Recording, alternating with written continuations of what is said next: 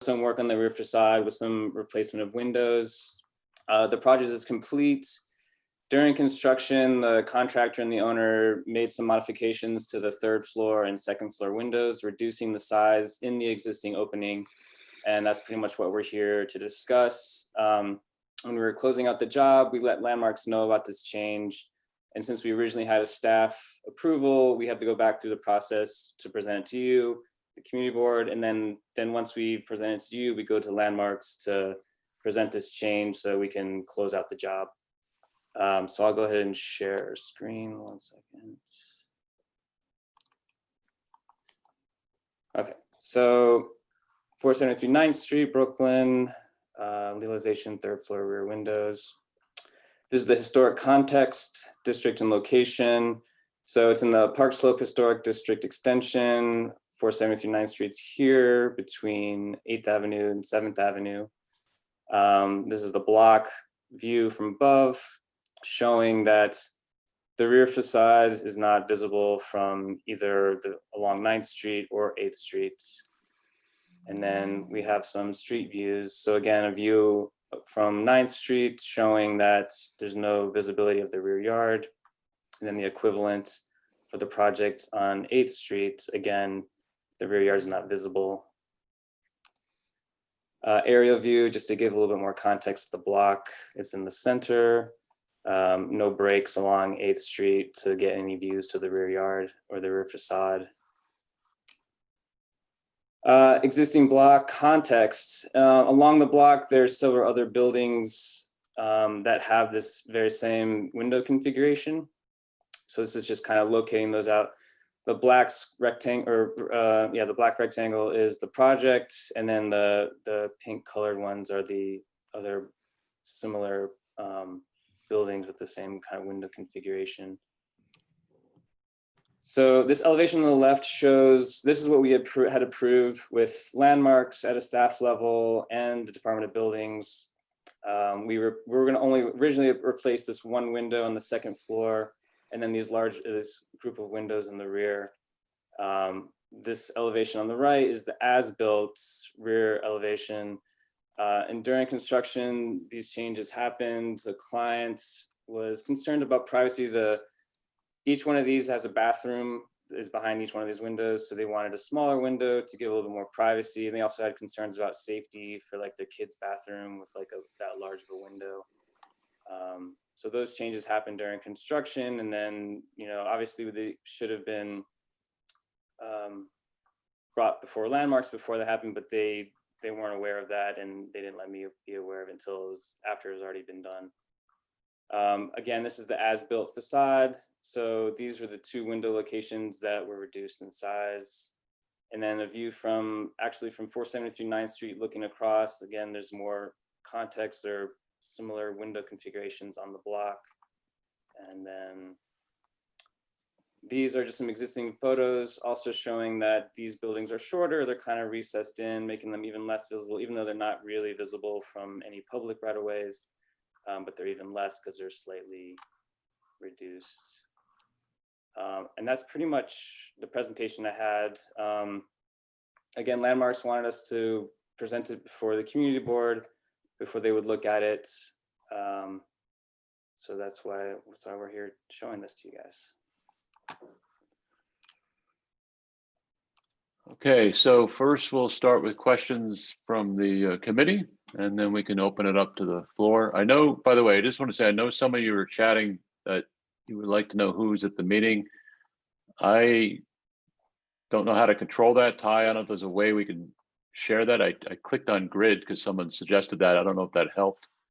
I'm looking at the same thing. I'm working on a solution to that. We might not have it for this meeting, but I'll talk to, I think I see Brad talking about it. I'll talk to him. Right. Okay. So any questions from the committee? You can raise your hand, or you could put or try to send me a chat or do whatever. So Allison, go ahead. You can unmute yourself. Thank you. Yeah, I'm unmuting myself. Hi, hi everyone. I just had a question about if you could flip back to the photos of what was installed.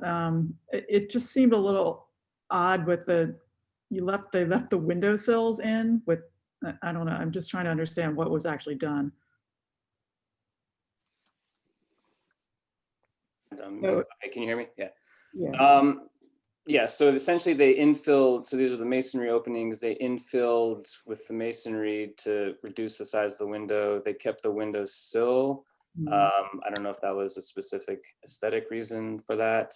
But yeah, the main purpose was to get a smaller window for privacy for the showers, because the showers are on the other side of these windows on both floors. Mhm. And what are those small rectangular, they look like, I don't know what they are, like little, yeah, those things. These are the vents for the bathroom, Oh, okay. so the exhaust vents. Hmm. Hmm.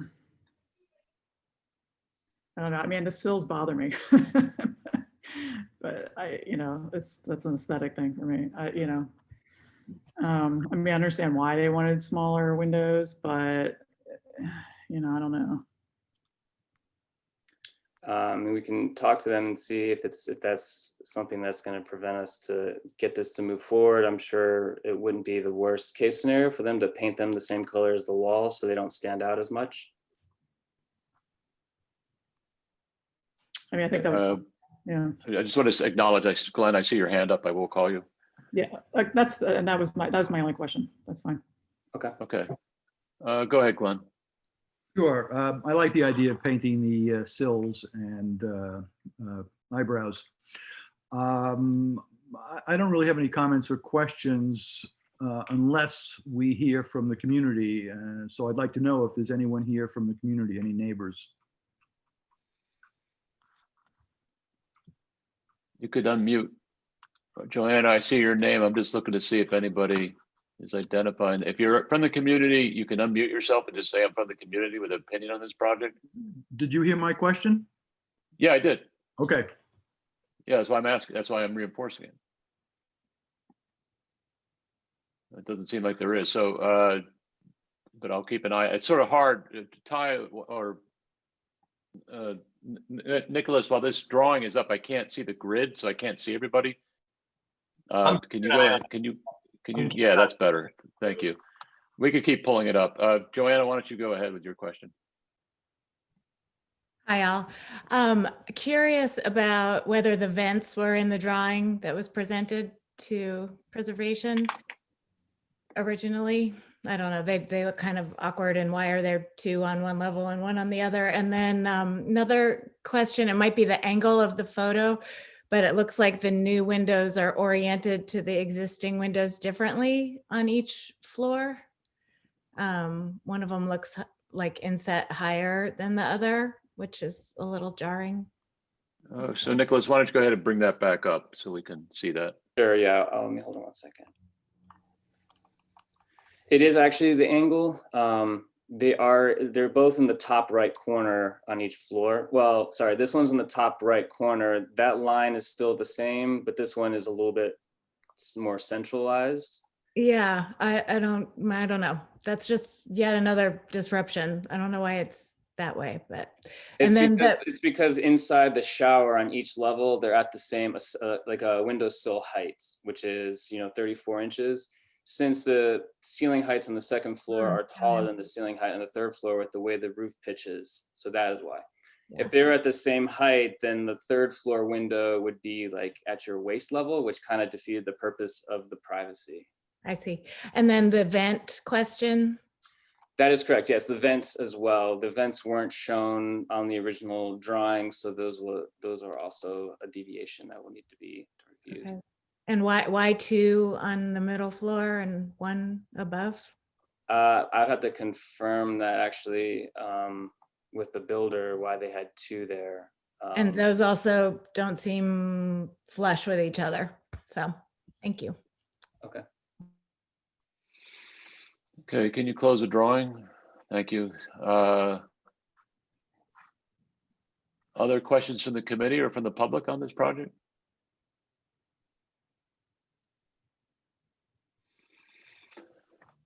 Okay. I don't think we need to craft the motion because we don't have quorum.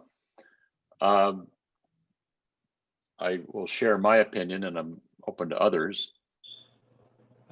Excuse me. Mark, are you going to say something? Yeah, even if we don't have quorum, we usually do recommendations to the full board, since this does go to the full board, so.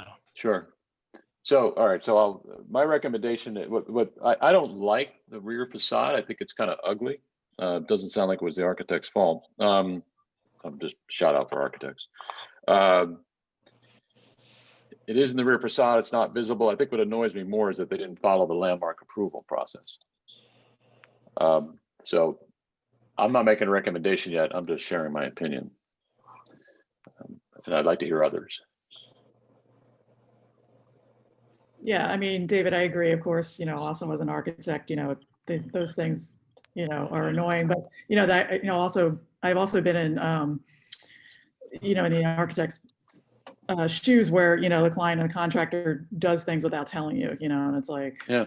You're kind of stuck, so, while I don't particularly like it either, and I think that it was a weird decision to leave the sills in and paint them brown, I think, yeah, I think if they painted them and kind of, made all of the vents and the sills sort of go away as much as possible, like it would be more acceptable.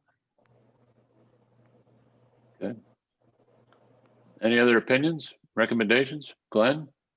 I don't really have a problem with this. If I look out my back window in a landmark district, I see a bunch of buildings that have done just this for the same reason, that there's a bathroom there. There's a photo, where are we, page 7, showing 2 buildings directly behind this property that have the same window configuration. I'm glad that they still have the sill there. I expect at some point in the future, somebody will probably put this window back in. Any other opinions from the committee? I would just, I'm with Glenn on the aesthetics and the context here. I would just say I'm also, if I have any concern, it is on the process. So I would say, I would suggest, I don't have the craft that Jerry does, but that we accept the new window layout. I understand what you're saying, Allison, about painting the sills. I guess to Glenn's point, if the windows go back in, then the paint has to be stripped.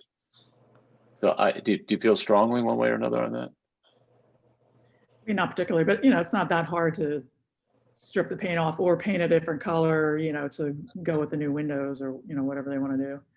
All right. Is everybody else okay with that? Paint the windowsill so they match the facade. Otherwise, accept the new window layout, and perhaps we chastise the owner for not adhering to the approved landmark application. Approval with a slap on the wrist. Yeah. All right. Okay, let me just give me a second to write this down. Nicholas, thank you. Yes, thank you. We will take care of that for you guys. I think you're all set. Okay. And Tom Winter, just give me 1 second here.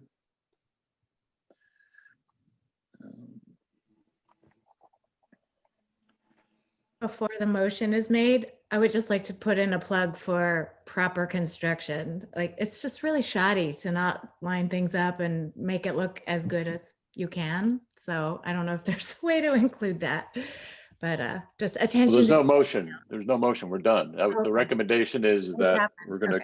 we're gonna accept the layout. We're gonna paint the sills, and we're gonna admonish the owner for.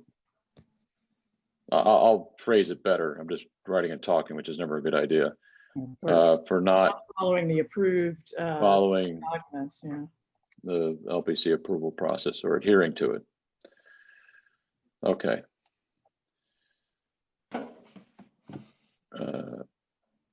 Okay. Mr. Winter, you may proceed. Okay, great. Hello, everybody. My name is Tom Winter. I'm the architect for 282 Garfield Place.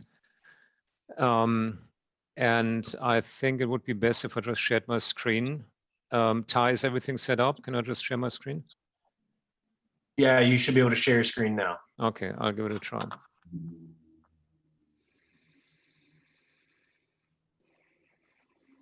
All right, can everybody see my screen? Yep. Okay, great. So 282 Garfield Place, we're in the Park Slope Historic District. It's right here. This is the landmarks district map. We are the building with a little black dot here. And to make this look a little bit more real, this is a live street view from Google. So we're so there's a larger building here on the corner. There's another larger building on the other corner. We'll see this in a minute, and with the second building in. This is the top view. So we are at 282 Garfield, which is, oops, numbering, we're the third building in. This is, so don't look at this one here. So we're the third building in. And visibility for, so we're talking about the rear facade today. We do certain or propose certain modifications to the rear facade, and the visibility of the rear facade can be seen here. So there's no visibility. It's like a full cohesive coverage along First Street, cohesive buildings on Garfield Place. There's like this gap here, but this gap does not, and I think it's maybe even filled in here, but there's no visibility around the corner here. And on the other side, there are also a few gaps, but they don't allow to actually see the inside of the block. So we're completely covered here, and there's no visibility from any public road. So let me jump to the actual presentation. So just to give you like a full picture. So we filed previously staff level approvals for the front facade. So there's some repair work that we're doing. The building is sagging, which is like, it looks like the picture was distorted, but it's actually, the facade is sagging. So we filed an application to remediate that, to make this front facade look more original and all plumb and straight. So this is not what we're discussing right now. It is only to give a little introduction about this project. So we're working on the front facade, and then we filed an application for the rear facade. And this is the presentation that was actually sent to you also. So you, I don't know how you do this internally, but this was communicated to the board. So this is basically our rear facade. This to the left is the existing condition. Then in the middle is the previously approved staff level condition. So we have a 3-story building. We're putting a penthouse on top. The penthouse is, of course, penthouse always looks large in these elevation drawings, but in real life, the penthouse is a very small addition. It's very far set back from the front, so there's zero visibility from the street. And it's also set back from the back, so that there is, so that we carry this roof line, the original roof line, and don't interfere with that. So the modification that we're now discussing is essentially to enlarge the windows on the second and third floor. There's a very marginal modification on the first floor. And then we're talking about reusing a stained glass window on the penthouse level. So let's start from the bottom up. So this was previously approved as masonry opening. There's a double height space behind this, where the floor slab is pulled back by 4 feet to allow for light into the basement and into the first floor. It's a very nice large window, which allows for a lot of visual communication between the indoors and the backyard, which is quite nice. There's a very beautiful tree in the backyard, and so this allows like full visibility from inside to outside. Hey, Tom, can I jump in? Yeah, sure. I think you're presenting something that was previously approved.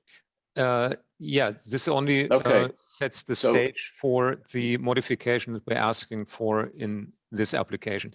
So okay, now, so I would just ask, hold on, I would just ask that you present what you're asking for this time. We don't need to go through the history Got it. of Okay. what was So, previously approved. yeah. Okay, great. So what we're asking for is to turn these fixed windows into operable windows. So these six glass panes would be operable glass panes as opposed to fixed glass panes.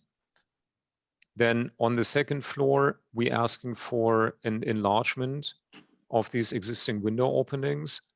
So the one on the left gets wider, and the one in the middle is actually a larger sliding door that there's a pretty substantial patio here on this first floor bump out.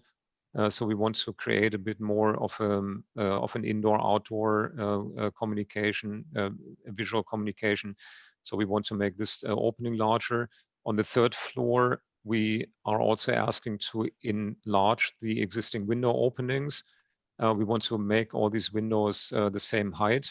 So this is one of the windows which has actually one pane with stained glass. And we want to keep that pane. And we match all the mullions here and have the lower operable sash basically the same height. So we want to drop the sill here and make this uniform.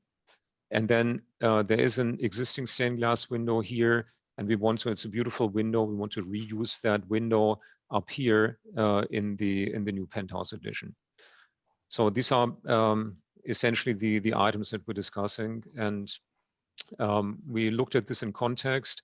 This is the existing condition, and you see, so here is this large building on the corner, and these buildings also are quite different. So we only have 3 buildings. So you see how this rear extension bumps out on all floors.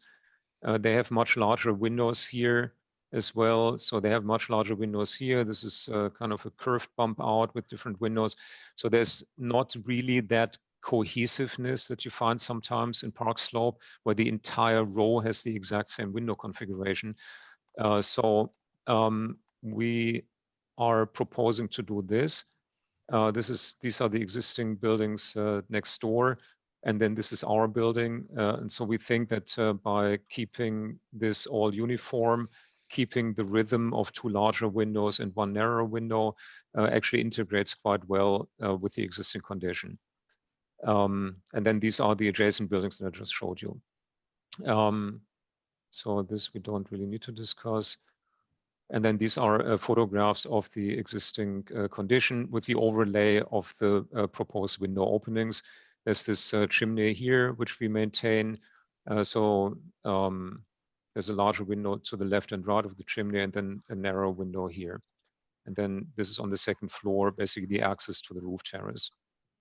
These are the stained glass windows. You see that this is only the upper sash that is actually historic. The lower sash was already replaced, doesn't have any historic details. And then this is the window that is intact, which we want to reuse on the penthouse level.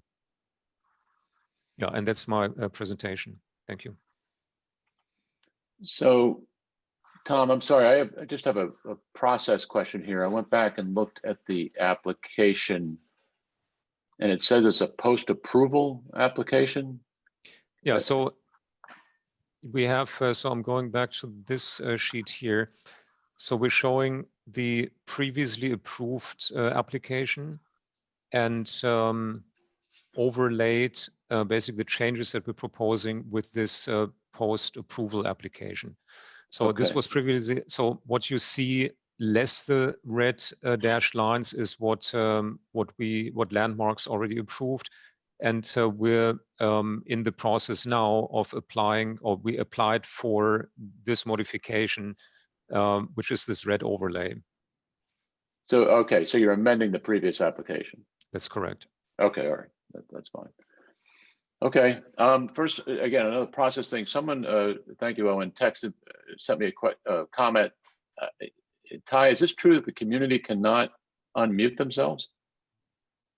They'll be unmuted if they raise their hand and we select them, yes. Okay, all right. So you let me know folks, when I should stop the screen share. Tom, hold on. Just if anybody is having trouble doing that, please send me just a text message, and we'll certainly try to do our best to get you unmuted. So yeah, Tom, if you could close the screen for a second so I can see everybody.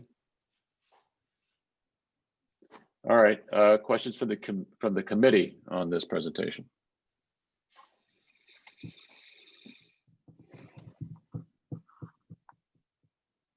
None? Oh, thank you, Joanna. Yeah. Go ahead. I always have questions. Yeah. Good. Curious Count on about the change in the shape of the top of the windows. In addition to enlarging, it looks like they have a new, more Italian-y maybe look to the top. And then it's hard to say from the rendering, but I'm not usually a fan of taking a historical element and incorporating it in a modern edition. I'm not sure what others think about that. Like to hear discussion. Thanks. Allison, were you going to ask a question? Well, I just had a comment, I think also about the process, and I'm just wondering, like, you know, it's like they've already gone through and gotten approval for design, and now it seems to be, you know, fairly significantly changing the rear facade after it's already been approved. So I'm just wondering why you've gone through redesign at this point. Are we collecting questions first, or shall I answer? You can answer that. Okay, great. Yeah, so we started the process to essentially get. Can I share the screen again? This Sure. makes my presentation a little bit easier. Okay. Sure. Okay, so we went through this. This is a possible solution, but we try to improve on this solution. There's one bedroom behind these two windows, and in the process we found that this is not really a satisfying solution to have like two windows with different sill heights in one bedroom. And we also found in the process that a better communication between this library behind this wall and this patio would be actually very beneficial to the overall quality of the renovation. So so that's basically it's a process, you know. So we started this to basically get this whole process started, but we're now improving on it, and this is what this project is really calling for, and so that's why we're in this process, and that's why we're asking that's why we filed this amendment with LPC. So previously you did get approval for a door and for access onto that, the addition's roof. Correct, yes.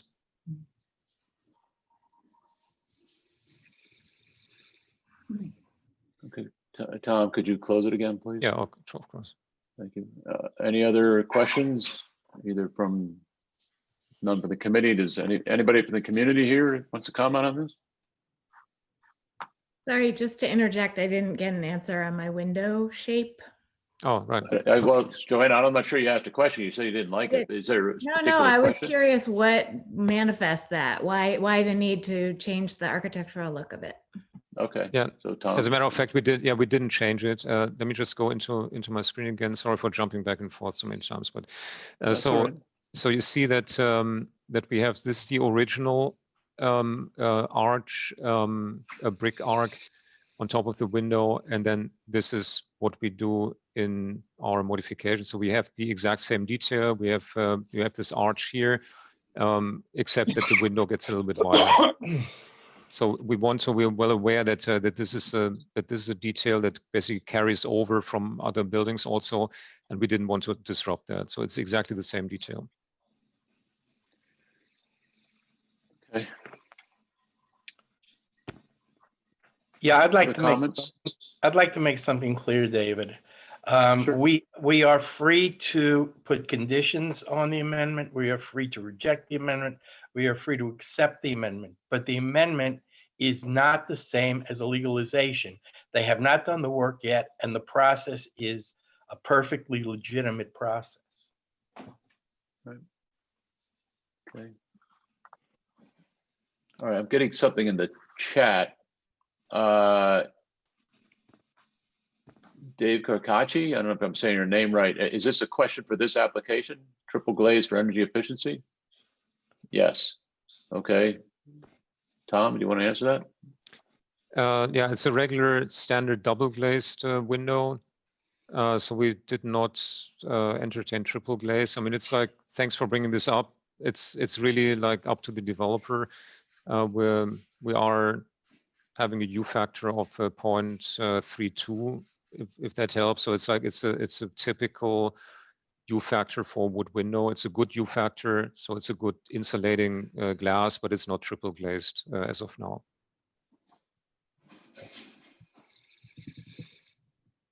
Okay, thank you. Looks other. I'm sorry, there's other chats here, but Paul, Basila, you're chatting. Oh, I see. You're agreeing with Mark Shames. Okay, got it.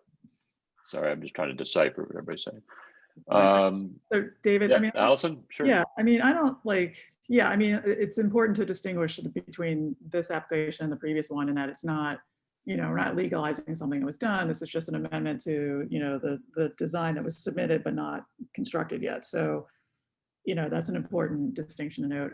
And, you know, I don't essentially, or I don't really have an issue with what the new proposed, you know, fenestration is and the larger windows. I think, you know, will make for a much nicer, you know, space for on the interior, obviously.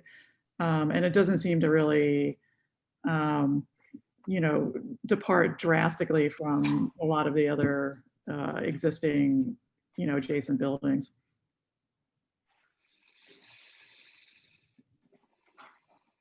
Okay. I agree. Any other comments? I think the sense here is that we're okay with it. Then I will mark it down that that is our recommendation to approve as submitted. Okay. Great. Thank you, everybody. Thank you, Tom. Have a nice evening. Okay, thanks, you too. And I will now turn the meeting over to my distinguished colleague, Mr. Shames. I'm looking for the distinguished colleague, but I'll speak now. Do we have anybody from DCP here yet or not?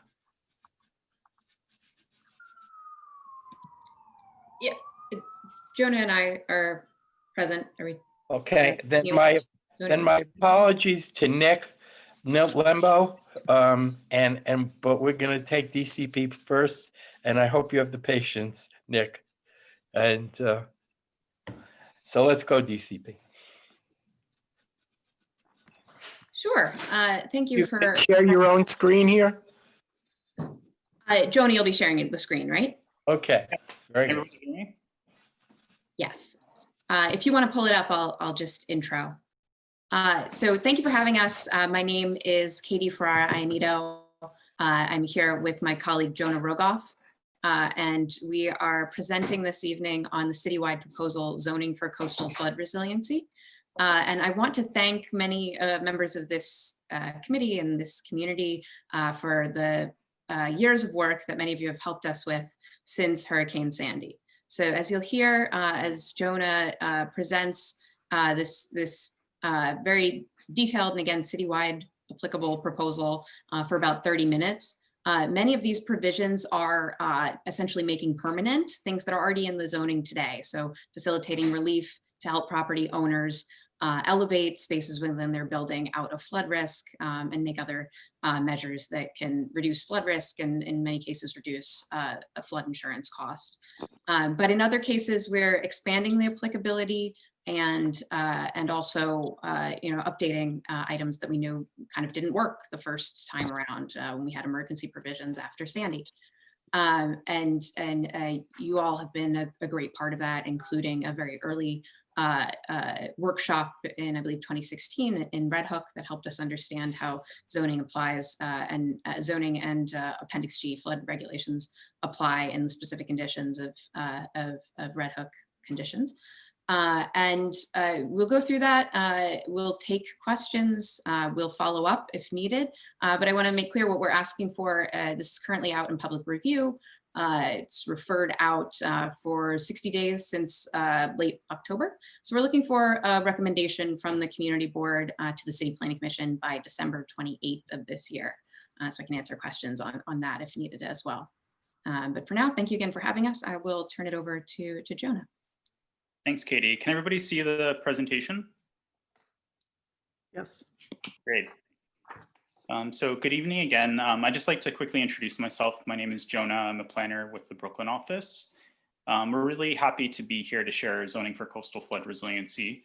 As Katie said, this is a zoning update that applies citywide, and the primary goal is to support resilient building construction in the floodplain and better prepare for major storms, not just Hurricane Sandy, but also future sea level rise. So before we start, I just want to quickly preface everything that we know coastal flood protection is a major issue in Community Board 6, especially in Red Hook, Gowanus, and the Columbia Street waterfront. Given that you have a very strong local expertise, and many of you have been deeply involved in this issue. So we'd like to give a quick intro for background, but really dive into the proposal. And as much as possible, we'll be showing how the proposal applies in Community Board 6. And at the end, we hope to leave plenty of time for questions and comments. So as a quick refresher on why we're here, while there are many sources of flooding, coastal storms really present the most significant flood risks citywide, not only damaging homes and property, but also compromising basic safety and health. When we analyze flood risks, we typically focus on the area FEMA designates as the high risk flood zone, which has a 1% annual chance of being flooded every year. However, in 2012, Hurricane Sandy highlighted a larger risk that extended far beyond that area. Close to half of all properties that were inundated are classified as being a moderate risk of flooding or having a 0.2% annual chance of flooding every year. And with climate change, we know that the floodplain will continue to expand. So by the 2050s, it's projected that today's moderate risk flood zone will likely be high risk for flooding, an area that's currently home to what I believe almost 1 million New Yorkers. So this proposal really builds on 2 zoning text amendments that were put in place shortly after Hurricane Sandy to help coastal neighborhoods recover and rebuild quickly. But these zoning rules, as Katie mentioned, were passed on a temporary emergency basis, and they're now expiring. So after extensive outreach and research, we're now seeking to make these temporary provisions permanent and to expand them to a larger geography. It's our hope that many of these provisions will also help property owners save on flood insurance and help recovery efforts for future disasters, including the current pandemic. So based on our past work, we really have 4 goals for the proposal to help us move from recovery to a longer-term resiliency strategy. First, we know that communities want to be able to protect buildings located in the area FEMA designates for moderate risk of flooding, not just those in the high-risk flood zone. Second, we heard people want the option to raise their occupiable space a little higher than the current flood levels to better prepare for future storms and sea level rise.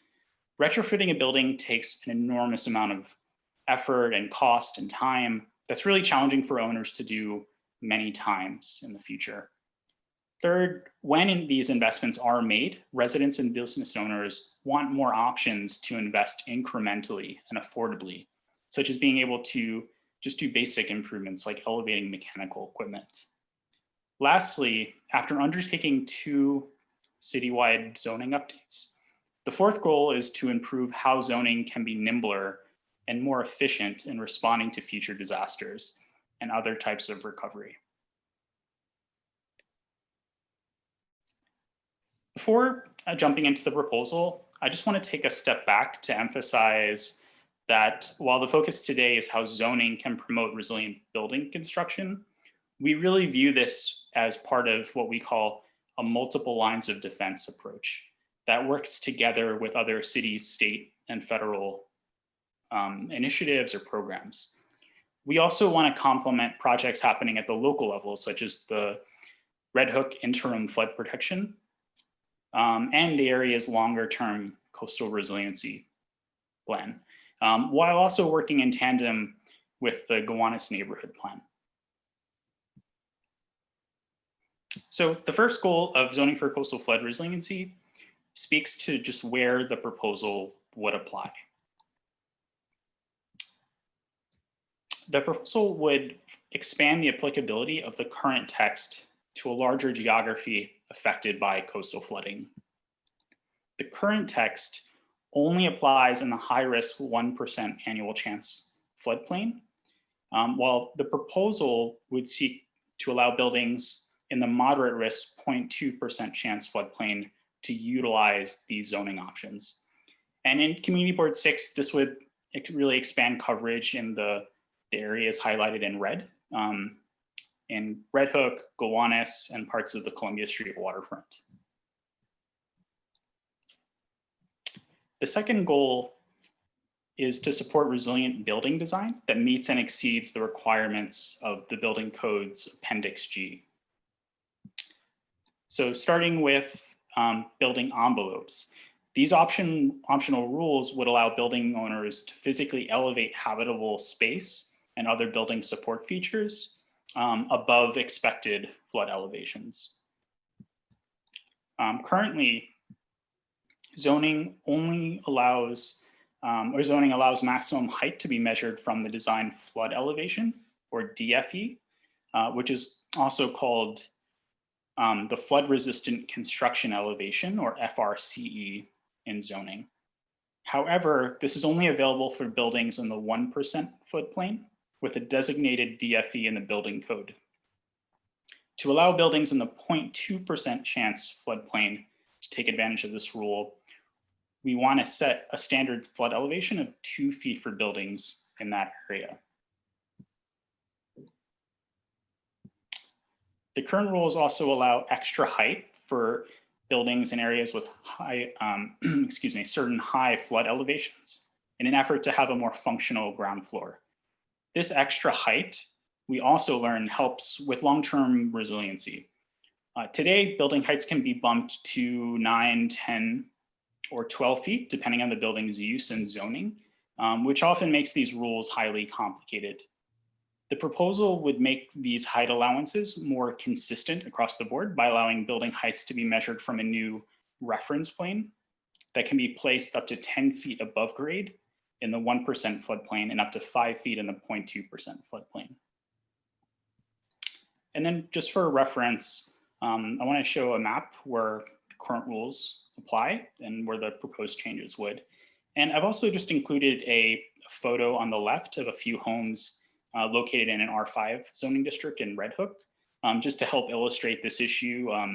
You can see that the parking was provided outside, but the first floor was raised to the DFE. But that floor is not really that functional. So we're really trying to think of ways that can make improve the functionality of the buildings, but also in a way that kind of fits within the context of the neighborhood.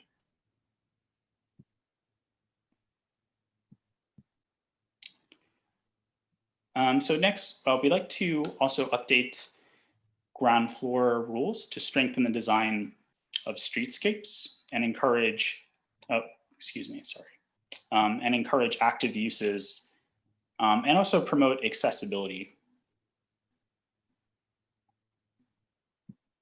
The current rules allow ground floors in existing buildings that are retrofitted to be wet flood-proofed and exempt from floor area, which helps buildings become resilient while also compensating the owner for the inability to use the wet flood-proofed portion of the ground floor. The proposal would extend the exemption to both existing and new buildings with the goal of allowing new buildings to better adapt in the future. The current rules also include floor area exemptions for spaces that are dry flood-proofed to promote active uses at the street level. Now, there are two sets of rules. On your left, you can see a provision that applies to existing buildings only, which could exempt the dry flood-proof space. But often these buildings have a hard time relocating the floor area to make the building dry flood-proofed or watertight. And then on the right, you can see a rule that applies to both new and existing buildings, which allowed any space to be exempt from floor area if more than half of the floor is below the flood level. And we often call these spaces cellars. The problem with the cellar exemption is that it often, or sometimes it resulted in squished ground floors with shallow ceilings and sunken levels. And ultimately, these two exemptions ended up promoting unattractive streetscapes that really didn't function well for ground floor uses.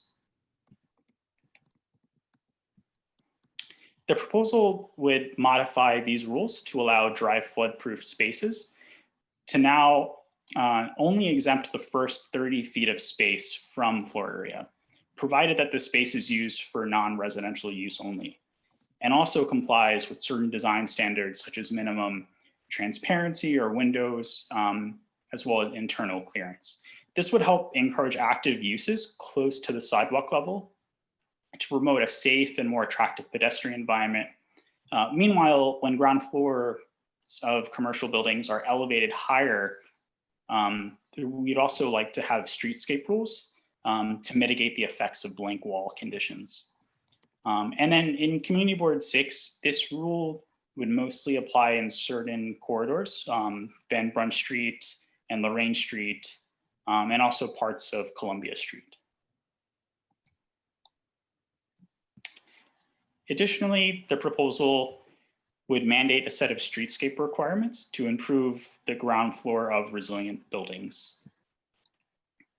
So in an effort to make existing requirements more consistent and provide more options for buildings to fit within their context, the proposal would create a system of either 1 or 3 points, depending on the elevation of the first floor. For floors between 0 and 5 feet above grade, 1 point of mitigation would have to be satisfied, while floors more than 5 feet above grade would have to satisfy 2 categories of mitigation. And then to meet these points and also illustrate how this would work, the proposal would provide options for a range of building types, from lower density buildings all the way to higher density and commercial buildings. And these items are split into access themes and also ground floor design categories. And they would include more options for what we have today, which are highlighted in orange. Now, we'd like to talk about existing buildings that don't comply with zoning, which we found to be a real obstacle for making resiliency improvements. The 2013 flood text did not include specific provisions for small lots. And when those were constructed, these homes often were built really tall and narrow with bad internal layouts. To help address this issue, in 2015, we created a set of rules known as the cottage envelope that offered side and rear yard relief in exchange for shorter heights. But it was only limited to certain neighborhoods. This proposal would make the quote unquote the cottage envelope available across the floodplain. Further, we're proposing more flexibility for buildings that legally do not comply with the current bulk regulations. The 2013 flood text included some flexibility for the first floor above grade to be raised to the DFE, and allow the home to increase non-compliances in the process of elevation. However, it did not account for living spaces below grade. And the proposal would allow such spaces to also be relocated above flood levels, provided that certain height, lot coverage, and yard requirements are met.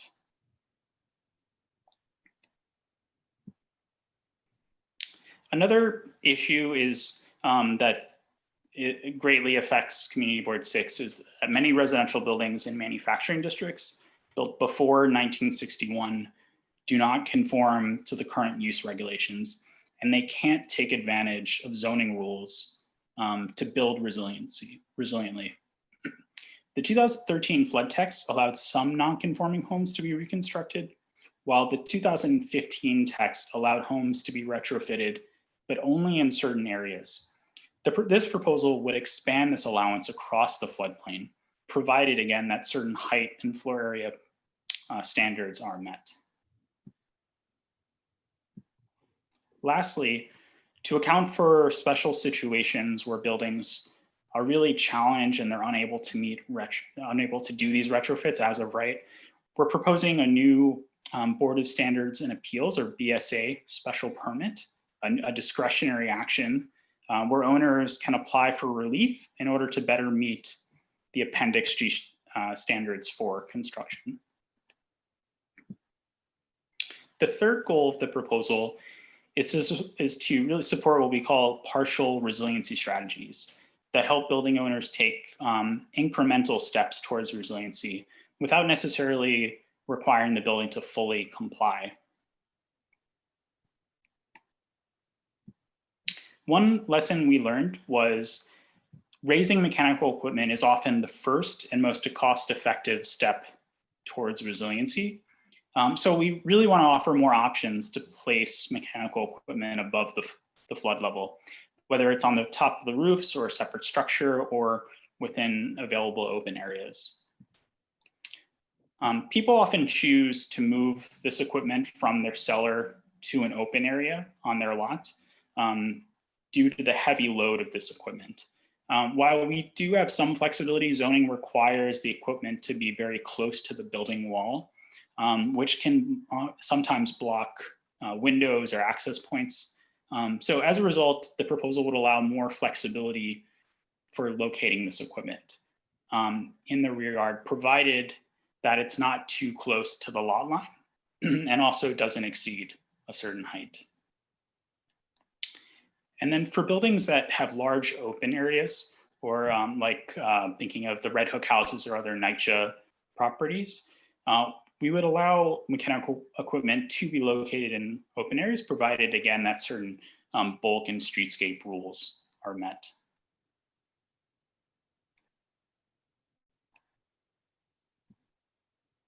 A big portion of the floodplain, again, that really affects Community Board 6 is it contains core industrial uses and commercial buildings that really have trouble elevating or dry flood proofing, either due to the high cost or just general physical constraints. But many of these business owners really want to raise their equipment and supplies and really protect against major damage or loss in the future. During our outreach, we heard that many businesses rely on below-grade spaces specifically, especially when they're in mixed-use buildings. However, zoning often prohibits mixed-use buildings from using more than the first story for non-residential uses. So if a building owner decides to fill in their cellar space, it's vulnerable to flooding, many are just unable to recoup that lost cellar space. Consequently, the proposal would allow all commercial corridors in the floodplain to use the first 2 stories for non-residential use, provided that there aren't subgrade spaces in the building. And then for existing industrial buildings that have high lot coverage and have difficulty, again, elevating, we're proposing a small floor area exemption to encourage the construction of mezzanine spaces that can elevate critical equipment, inventory, and office space. The proposal would also enable many types of flood protection measures to be implemented, including allowances for flood panels and landscape berms to be considered permitted obstructions in open areas.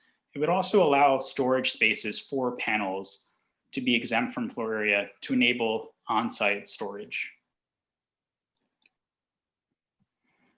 Lastly, when looking at larger waterfront sites, zoning generally does not allow waterfront yards or visual corridors to be raised to account for flood risk.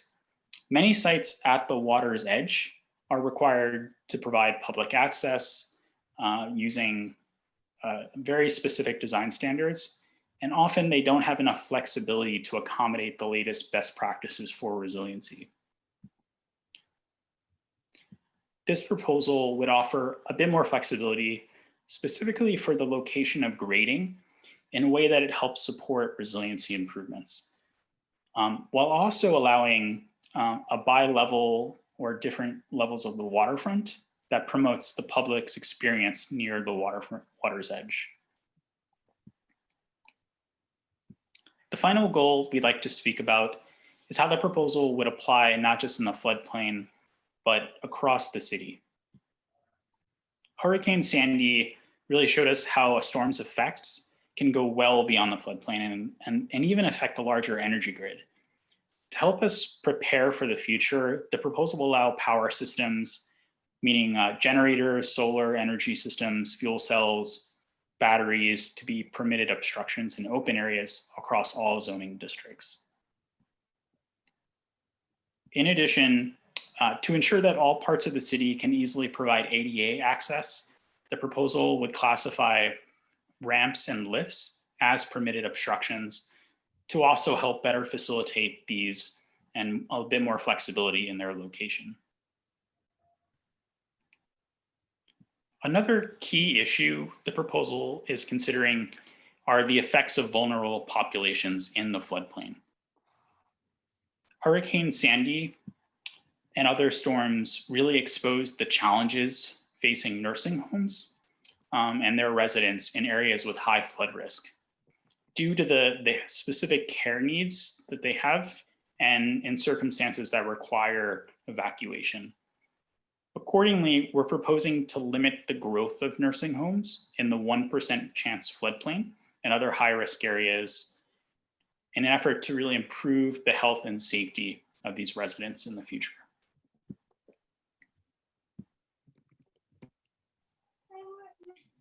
And then lastly, Sandy showed that the process itself being very lengthy to update zoning can slow down our response.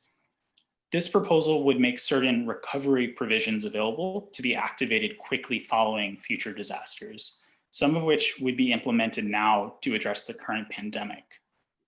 In particular, related to the pandemic, first we propose that property owners who hold special permits or authorizations be given an additional term so they have more time to complete their plan. And second, businesses that don't conform to zoning use regulations would be allowed more than 2 years to return to operation. And currently the limit is 2 years based on the limit of discontinuance. As we near the end of our presentation, I just want to stress that zoning for coastal flood resiliency is designed to work in tandem with the Gowanus neighborhood plan. Both myself and Katie are deeply involved with Gowanus, as many of you may know, and we're really hoping that it can complement the public realm shoreline improvements and other resiliency improvements by really focusing on how resiliency can occur at the building scale. And we'll be planning to go over this in much greater detail once Gowanus is certified for public review. But just wanted to highlight that we are examining specific grading measures and elevations for developments along the canal to meet resiliency standards, while also thinking about street ends adjacent to public access areas in an effort to improve drainage and reduce flood risk. So as far as next steps, as Katie mentioned at the beginning, we're really asking for your review on the text amendment. It was referred out in October to all community boards, and borough presidents for 60 days. And then it'll then go to the City Planning Commission and finally the City Council before adoption. And a city text amendment, it's not exactly the same as a ULURP process. It follows a similar calendar and process, but it is slightly different. So that actually concludes our presentation. I want to again thank the board for the opportunity to speak. And if you want to learn more about the proposal, I would strongly encourage everyone to check out our website. It contains a wealth of information on everything from past outreach materials to the full text in annotated form. And with that, I guess I'll turn it over to the board, to the committee. Thank you so much.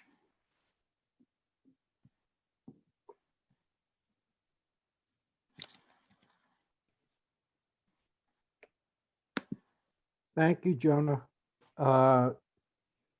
We appreciate you coming down to talk to us from wherever you are. And I want to note that the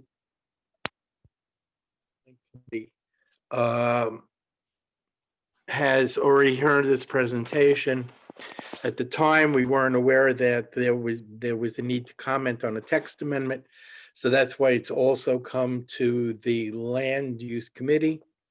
So Ariel and Alec and I and a couple other people have already heard this presentation. One of the things I want to know before we actually get started is with regard to the special permit that you've talked about, does that come to the community board or doesn't it come to the community board? It does. Special permits are a full ULURP action. So it follows the typical process. So it'll go to the community board for 60 days. Thank you. Also, I had seen that Council Member Lander had been here, and if he's still here and if he wants to speak, I would like to acknowledge him. And yes, I see you, Glenn. I think the council member left, Mark. I don't see him on here anymore. Okay, I'm sorry. I'm sorry we didn't get to acknowledge his presence. So, Glenn Kelly, the floor is yours. Thank you, Mark. I have a question and then I'd like to follow up with a comment. I'm looking at page 5 of your online materials, which you presented. I couldn't tell you what page it is in your deck, but it shows 3 maps, one showing the FEMA floodplains, one showing Hurricane Sandy, storm surge, and then the 2050s 1% annual. There you go.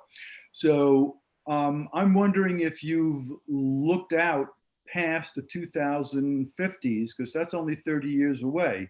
Won't be my problem, but it's going to be somebody's problem. Katie, do you want to take that? Yeah, for sure. I mean, the city is working closely with New York City Panel on Climate Change and others, and is well aware of the need to prepare and offer support to a more extensive floodplain over the coming decades. The part of the reason we present this slide is to really show the very close overlap and to extent kind of conservativeness of the proposal to use the 0.2% chance floodplain as the extent of the applicability. It's an area that we are able to regulate because it is mapped by FEMA externally, but also matches very closely the 2050s projected floodplain. I want to also make clear that the nature of this text, as is currently written in the 2013 flood text, is that the provisions would apply wherever FEMA has mapped its 1% chance and 0.2% chance floodplain, which does get updated over time. And in fact, as many are aware, is in the process of being updated now. So this zoning text is flexible to match where FEMA is projecting flood risk to change over time as that will change. Thank you. Okay, so my comment then is, first of all, I think you've done a remarkable job reacting to the damage created by Superstorm Sandy. And, I'm hoping that this these boundaries, this map will continue to follow FEMA.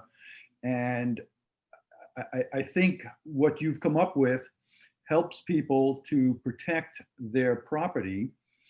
And I wonder why we are helping people to protect their property in these zones. And at the same time, in Gowanus and elsewhere, we are promoting higher density, which runs contrary to protecting people's property. We're putting more property at risk, more people at risk, which just doesn't make sense to me. And then I would encourage you to consider what damage is going to be, is going to result from this pandemic that we're in now. Within a year, you were dealing with the damage from Sandy, and here we are, you know, approaching a year with this coronavirus pandemic, which is going to have far-reaching effects. I mean, we've lost 50 times the number of people from this pandemic, and we're going to probably have far greater financial damage as a result of it. I encourage you to maybe consider that in your planning. That's all. Thank you. Thank you, Glenn. I know that Allison and David would like to speak. Since David is the co-chair, I'll call him first and then Allison after that. Okay, thank you, Mark. Katie, you mentioned this December 28th deadline, and I thought you mentioned something about New York State. Did I get that wrong? Or are you just looking for recommendations? One of the comments in the chat that maybe wasn't clear, nothing to do with the state, but as Jonah mentioned, this is a public, this is in referral. It's for public review. It's not technically a ULURP because it is a text amendment, not a, for example, but December 28th is the end of the, technically, and the end of the referral period for community boards. After that, after, you know, comments and recommendations are collected, this will be, this is also being discussed at Borough Board and across the whole city, as you're aware, all 59 community boards, all 5 borough boards, several borough presidents are opting to take it up. It will then go back to the City Planning Commission, who will consider, among other things, the boards that provide recommendations. And it will also go to City Council, essentially like a ULURP process. But that December 28th is when we're seeking to get your recommendation to the City Planning Commission. Okay, so my comment, it's not really a question, just a comment is well, I guess there is a question, then a comment is, did you approach the CAG with this presentation? And if you didn't, it sounds like the CAG's not gonna have a chance to review it because we just had our meeting Tuesday night. I don't believe we have. We're happy to reach out to them, though. Well, you can reach out to them, but the next meeting is, I think there's some CAG members on this call, isn't, as far as I understand, until January. I realize the CAG is not, we've had plenty of our on our agenda the last 2 meetings, but the CAG is trying hard, for all its faults, to tie things together and try to see how they impact the Superfund site. And this seems to have a pretty big impact on a Superfund site. So I'm sort of surprised you didn't even include them in the community vetting process. So, you know, as a department, we've engaged with the CAG. I recognize that we have not yet offered a specific presentation during this referral period, but we are happy to come out and, you know, answer questions, or if they want to provide questions, we can have that discussion. It doesn't necessarily need to be prior to that December 28th. The public review process is going to go on for several months past that. We can follow up if there are questions from the CAG or a request. Yeah, before Allison goes, let me ask you whether or not individuals are permitted to comment outside of the community board process. Well, anybody will be able to weigh in at a public hearing by the CPC as an individual, including in writing, while the CPC conducts their review. And as well, as I mentioned, this goes to City Council. So engaging with your City Council member is also a way to get involved. Thank you. I would ju- Allison? So, yeah, hi. I mean, my questions were similar to David's in that I just wanted to, I guess, understand a little bit more about the input process for the neighborhoods that are affected and for, you know, the general public. So I don't know if anyone, if you've presented this to any of the community groups in Red Hook, which was, was significantly affected by Sandy, obviously, such as Resilient Red Hook. And I'm a member of Resilient Red Hook. I don't think we've, had any contact from DCP on this yet. And I'm sure that, the committee would really like to see the plan and discuss it and have comments. I mean, is the December 28th deadline, is that for any input, or, are you going to be going to community groups and the general public at another time to get their feedback? I think we'd be delighted to go to the Resilient Red Hook group. I just want to say that this period up to the 28th is really focused on the community board's review. Okay. So we're accepting comments. We're glad to work with groups, throughout the process. And just to quickly, I guess, putting on my other hat from past work in zoning for quality and for the ZQA MIH period, we actually did accept many community board recommendations after their deadline. So it's a slightly different process than typical ULURP, but we do, as much as possible, we do want to get the board's review by the 28th.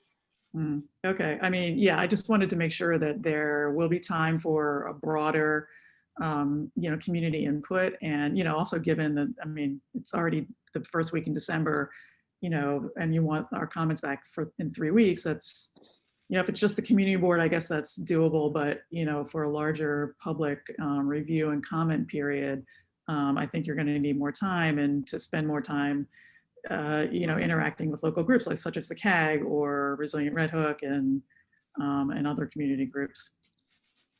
Agreed. Thank you.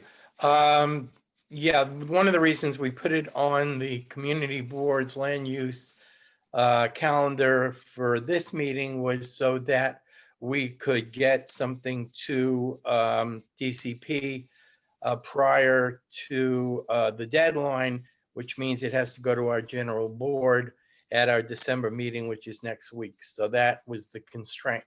Next up is Ariel Krasnow. Hi, I saw this last week, and I guess my two thoughts, because there's so much information in here, and it's clearly you're trying to make amends for issues that have come about since Sandy and looking ahead. But it strikes me, especially in a couple of your slides where you show the progression of how you've come to where some of the recommendations. I would like to assume that this is something that is coming to us this year, but this is likely going to change as people start building this out. You're going to find, it seems pretty clear to me from a lot of the photographs that you showed, that building out at some of these recommendations may not create terrific street edges and environments at the ground plane, so to speak, which is hopefully most of the time, other than during a flood. So I guess, one of my questions is, and my question last time around was around materials and how we build this stuff, because as I watched it again this time around, I'm even more concerned about some of the ways in which this, for lack of a better term, the sort of, the sense of space at the environment at the ground plane has not been addressed. This is really a matter of helping out people who live in buildings and make them habitable, but not for the rest of people around. And so even where some of your drawings do show a lovely interface, some of that, for instance, along the Gowanus Canal, which already is getting, these very hard bulkheads in. And so I guess my question is, I'm hoping this is something that is not being voted on and will be assumed to be held for a while, but it's going to be worked with other teams around the city that will help to actually incorporate some of the nicer sketches that you showed, which I didn't see in the actual criteria, like along the Gowanus Canal, where, you know, the actual building levels are higher, where we can actually get down to the water, things like that, which are not happening now as construction is happening. So that's sort of, so I guess my question is your sense of this as something within a longer time frame. And also, I think it's been spoken about before in terms of, I love the idea that we continue to live where we are, but connecting to other agencies, like how we evacuate, how you know, I was very much in favor of a nursing home that is in Red Hook that might have been in the floodplain. I thought that was a shame that didn't happen. Yet it worries me that you say that shouldn't be there, but other people can, because there could be similarly people who might be living in a nursing home in a regular home there. So I want to make sure that where we are going to be living is good for everybody. And that worries me. So I think it should be good for everybody, and it can be good for everybody. This seems to me to be somewhat of a Band-Aid. So I'm hoping that it's something that we need to do now in order to continue to develop, to continue to grow, but that you're looking at this as not an end, but something that's part of the process. Just wondering how your thinking is on that. Yeah, thank you. That's very good perspective. I will say, you know, it has been 8 years since Hurricane Sandy, and it means we've been working on this for 7 years. And this has been part, and many of you have been part of a very extensive community engagement process, including, as I mentioned, a workshop specifically in Red Hook, and to talk about the facade conditions and you know, potential zoning relief needed to help that particular stock of buildings. The department held that kind of workshop and that kind of engagement over the years across the diverse waterfront landscapes of the city. And so we do believe that we have captured a large range of options and incentives, particularly on, as you mentioned, the streetscape. So you know, it is a very prime goal of ours to not only you know, when we get these buildings that are designed to a high resilient standard, to not sacrifice our streetscape. And in particular, as Jonah went through, there's several provisions, not just for residential, but also for commercial corridors, to make it so that it's more likely we still have entrances, for example, at grade, or at least inviting spaces. And, you know, we should make clear that all of these new buildings and renovations are still going to have to comply with ADA access, even if on the interior they are elevated. And we are trying to make that easier as well by adding flexibilities for where ramps can be placed, for example. You mentioned that the nursing home as a particular set of regulations for a particularly vulnerable population. It was identified that nursing homes, the facilities themselves, and the community members that they serve do have a very unique and critical dependency that is exacerbated both in circumstances of evacuation, a need for evacuation, as well as shelter in place. So it is kind of the particular constraint of those facilities and those populations grouped within them that led to that element of the proposal for that vulnerable part of our community.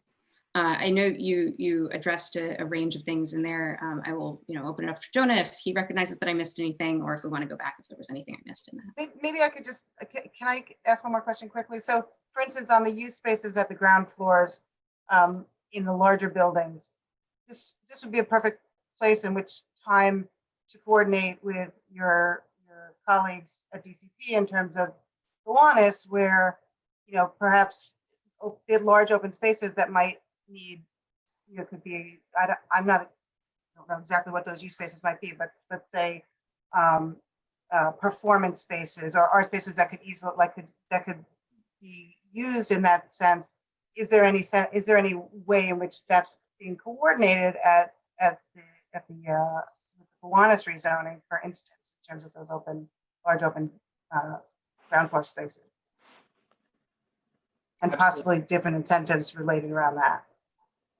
Definitely. To answer your question in short, yes, and we'll take that back and take a closer look at how, we're making sure that we're accommodating for those uses. I just want to say that, the focus of the flood text is really twofold, making a lot of the temporary measures permanent and really focusing on the building's scale. Improvements to the waterfront and resiliency require almost every single agent. It's a very complex system that we know, and we really want to do our part at city planning to really make sure that zoning is as best as possible aligned with the strongest resiliency practices and enables that when buildings are reconstructed or rehabbed within the floodplain. So I just wanted to emphasize that. Thank you. Yes, I do know you had a workshop in Red Hook because I attended the workshop in Red Hook, and it lasted for quite some time and it was very interesting. Joanna Smith wanted to speak. Hi, a wonderful overview of all the work you guys have been putting in, and I'm especially excited about the focus on keeping the streetscape active. I think that's such a priority for everyone at CB6. Curious if there are any plans to, it might be the getting ahead of things, but to incentivize property owners to do the dry flood proofing approach as opposed to raising, just in terms of all those ADA issues and the active street front, if there's anything that can be done on the planning side to show some preference towards that treatment. Wondering if you guys have coordinated with DEP about noise issues around the mechanicals, moving them, to different parts of the lot and impacts on adjoining properties, noise mitigation. Curious about the nursing home Venn diagram of that's seniors and that's people who need medical care. So should we also be talking about senior housing? Should we be talking about medical facilities also having these exemptions for the same reasons? And what would be very useful, and I think it would come out of planning, is some kind of map or visualization of how many properties in CB6 are, what the different usage cases are and what the different income brackets are of the owners of those properties. Because I could see there being a big, spread between a residential owner, low income, being able to make any of these good suggestions happen in reality, as opposed to like a large commercial owner, someone with deeper pockets. It would be helpful to kind of see what our mix is, I guess. Yeah, I think those are my questions. Thank you. I think I captured all of them. I'll go through what I think is one by one. I apologize if I missed something. You asked about incentivization for dry flood proofing. So just to make sure everybody's on the same page, dry flood proofing is one of the more costly methods of flood proofing a building. It often involves like very thick aquarium glass or other materials that can withstand the force of a flood and still have uses on that ground floor. It is not permitted for an all residential building. An all residential building needs to wet floodproof or elevate. But where it is permitted is like our commercial storefronts. Jonah went through one slide. We can bring it back up if needed, but essentially the proposal is to refine a floor area exemption that is already in place in today's 1% chance flood zone through the temporary 2013 text. That exempts part of a ground floor that takes on dry flood proofing. So the property owner could locate that floor area elsewhere in the building. And so that's our form of incentive. And so hopefully that answers that question. Great. In terms of a noise mitigation question, I'd note, maybe we didn't actually mention this in our presentation. This project has gone through or is going through an EIS. And so noise risk has been evaluated. It's my recollection that that is not an item that came up as a potential, I'm sorry, I'm forgetting the word. Sorry, I'm just completely blanking. It didn't require mitigation? Yeah, that's my understanding. So it wouldn't come up as a potential impact through the DEIS. That we can get you more information on that, but it has been evaluated with each of the agencies that help us with that analysis. The question about nursing homes and the kind of question of, does that mean there are other vulnerable populations that we should have specific regulations for? I did mention, I think in the previous response, but I want to take the opportunity to clarify.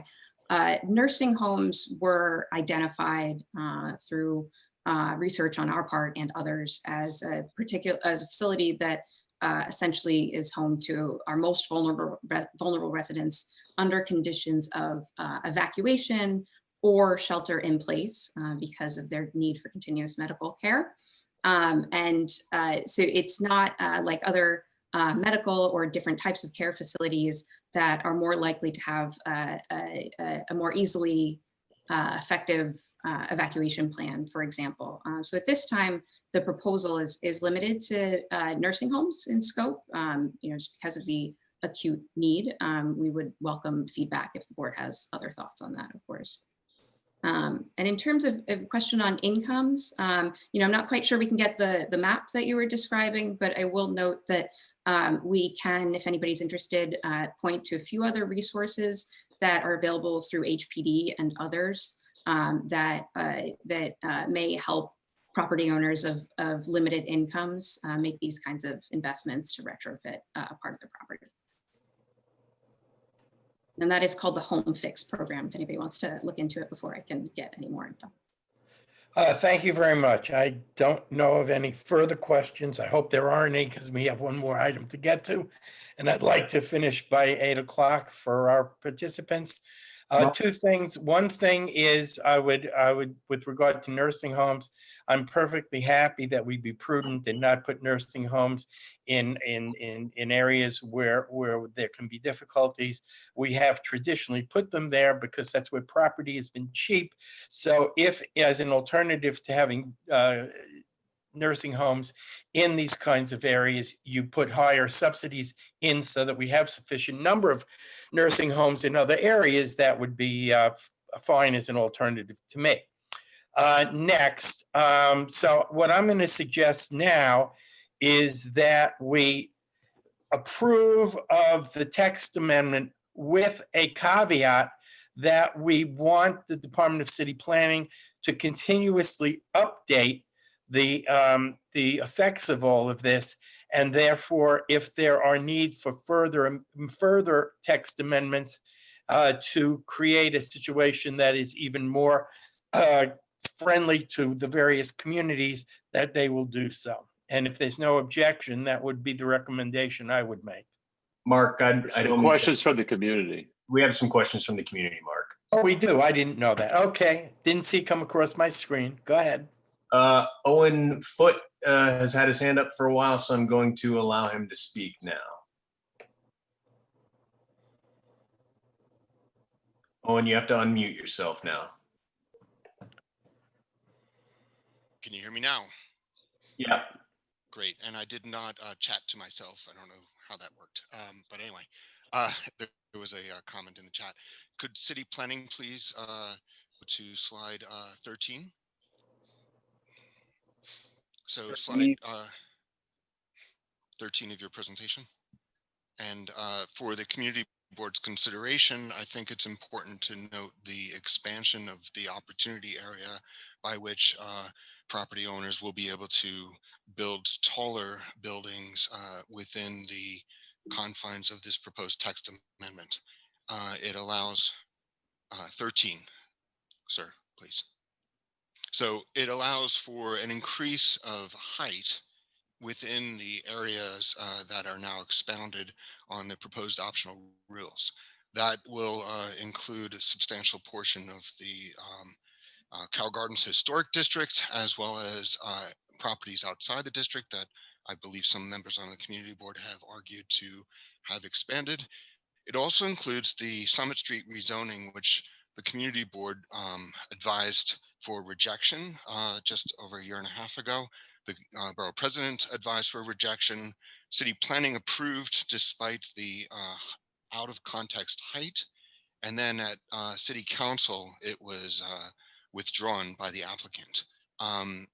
The reason why I'm bringing this up is I think it's very important for community board 6 members to understand the impact on the increase of height of properties that are outside the boundaries of the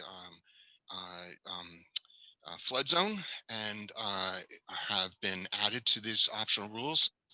And so, sorry for a very long introduction, but my question for city planning is, could you please provide a scenario analysis, or at least a bulk massing to community board 6 so that they can understand the impact if and when the Summit Street rezoning came back to the community board as they had potentially said that they would with the R6B, but R6B will be substantially higher with your proposed text amendment due to the opportunity to increase height.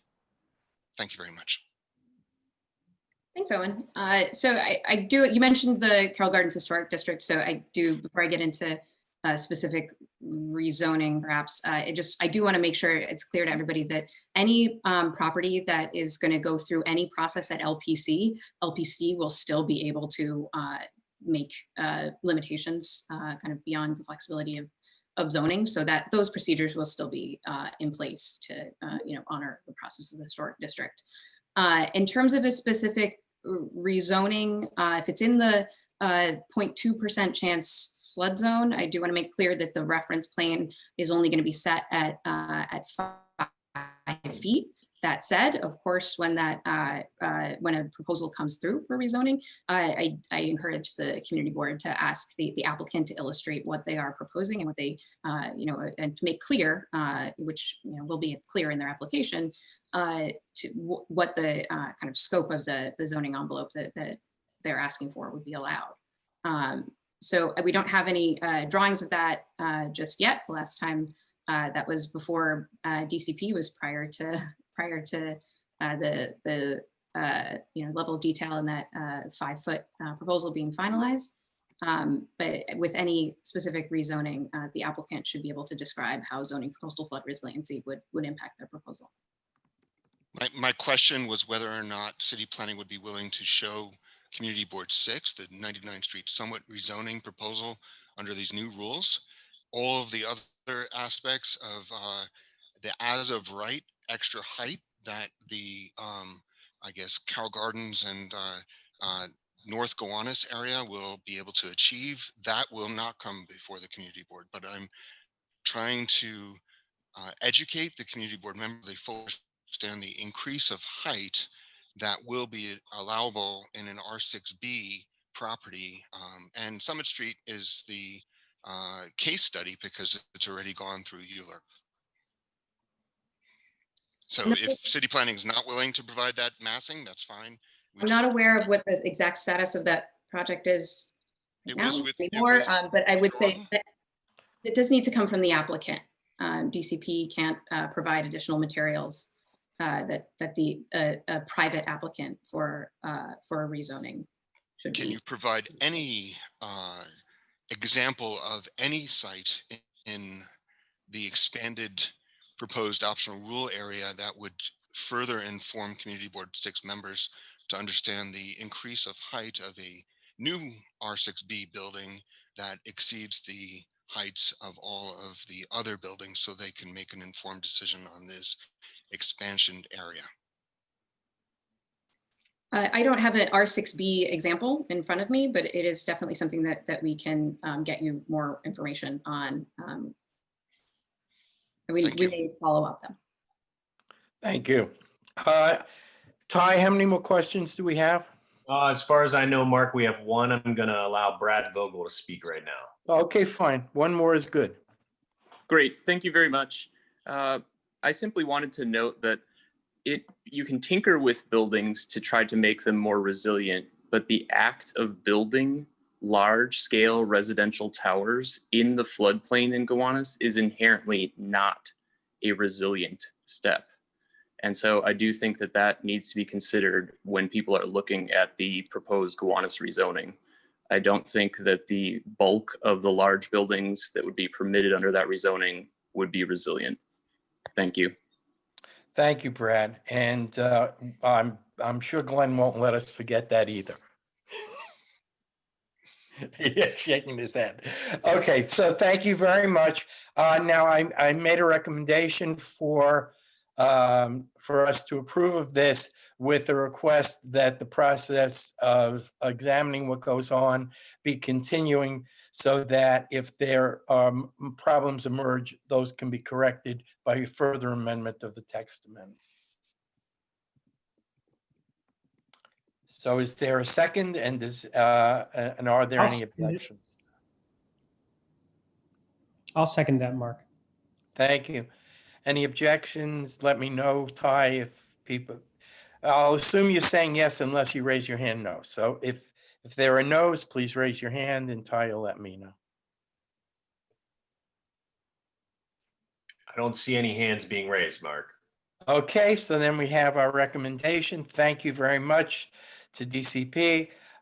Thank you, everybody, for their time. And now we're going to move on to the Huntington Street request for ULURP change, which has to do, I think, mainly to reduce the parking requirement for the building they're going to put up there. And if I know Nick was here, I don't know if he's presenting for himself or if somebody's presenting for him.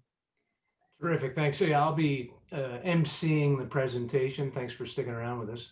I'm going to share my screen. And he is Eric Vath from Goldman Harris. Yeah, I was about to get to introduction. So my name is Eric. I'm Eric Vath. I'm Planning and Development Specialist from Goldman Harris. That is the esteemed managing partner of Goldman Harris, Caroline Harris.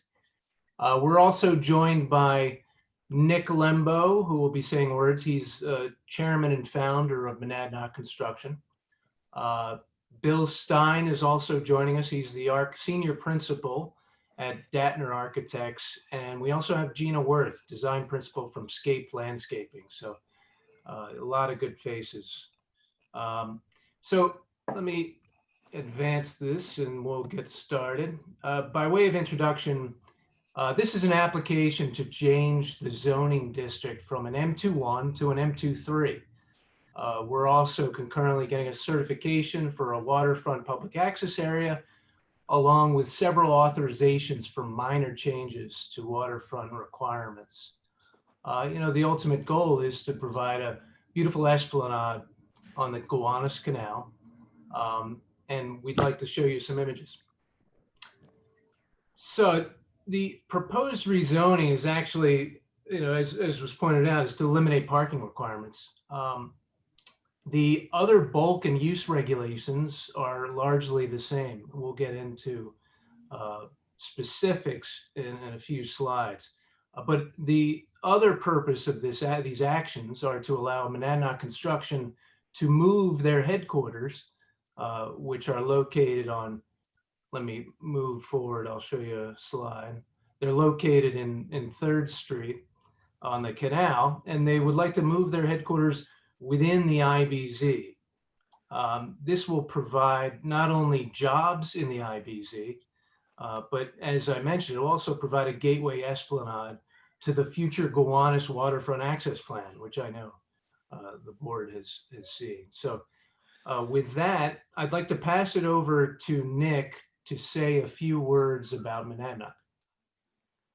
Thank you, everyone. I'm Nick Lembo. I hope you can hear me. I founded Monadnock 45 years ago in 1975, and it's been in community board 6 from the very beginning, starting with my apartment on 3rd Place. We are a construction and real estate development company that specializes in housing. We've built 20,000 houses and apartments, and 15,000 of those homes are affordable. Some of these projects are really transformative. We did New York's first micro unit building on Garfield Place in Manhattan. We've built entire neighborhoods, Nehemiah Spring Creek in Brooklyn, Nehemiah west of Pennsylvania in Brooklyn, Compass Residences in the Bronx, the largest middle income development since Co-op City, Hunters Point South in Queens. And one project we're particularly proud of is Columbia Terrace on Columbia Street in CB6. We currently employ about 250 people. 80 of them are based at our headquarters on 3rd Street at the Gowanus Canal, also in CB6. We're in dire need of more space, and we would really like to keep our headquarters in New York City, in Brooklyn, and particularly like to keep them in Gowanus. I really think that this is important for the culture of a company to have this kind of continuity. As I'm sure you know, this is not an easy thing to do in New York City. We were lucky enough to find this property on Huntington Street, which had been a concrete batch plant. We've since taken the batch plant down and built a new bulkhead on the Gowanus Canal. And we're proposing a 6-story, 100,000 square foot building. Monadnock would occupy about a third of the new building as headquarters for its offices and its shop, and a construction yard in the back of the building. Besides Monadnock, there'd be space for light manufacturing and a cross-section of other uses. The building would also have retail space on the ground floor, and we hope that would include a restaurant taking advantage of the waterfront esplanade along the canal, which you'll hear more about later. Great, thank you, Nick. Just a real quick overview of the development site. It's shown in yellow on the map on your screen. The rezoning area is the red dotted perimeter, which takes up the entire block. You'll notice it's also on that block adjacent to the elevated subway line. That's the Smith 9th Street subway station on the FG trains, which we understand is the tallest elevated station in the world. So that's pretty exciting. At the edge, if you look and see the blue boundary line, you'll see that the Southwest Brooklyn IBZ is delineated on this map. That's runs along Huntington Street to the north of the development site. And above that, the white line you'll notice is the Gowanus rezoning area. So this project is literally adjacent right next to the Gowanus rezoning area. We also wanted to point out that, of course, you know, the Gowanus Canal is the subject of EPA Superfund cleanup efforts and dredging. And as we've just heard, it will also have some impact from the flood resiliency standards that city planning is being considered. We also note on this map that the Monadnock's current headquarters, you can see them up in the upper right-hand corner at the 3rd Street Bridge. So it's on 3rd Street in this canal. So as Nick mentioned, they are excited to keep their jobs here and add additional jobs into the IBZ. So, you know, we mentioned this is an extremely transit-rich area. This and the surrounding area have subway, obviously the subway line, the bus lines. We have, you can see the 61 and the 57 bike routes, not to mention pedestrian and bike access, and that'll be improved by the future Gowanus Esplanade. You know, these public and sustainable travel modes provide what we think is an opportunity to change the culture in this neighborhood towards a more green and carless neighborhood. Here's some photos to supplement what you've received in the application materials.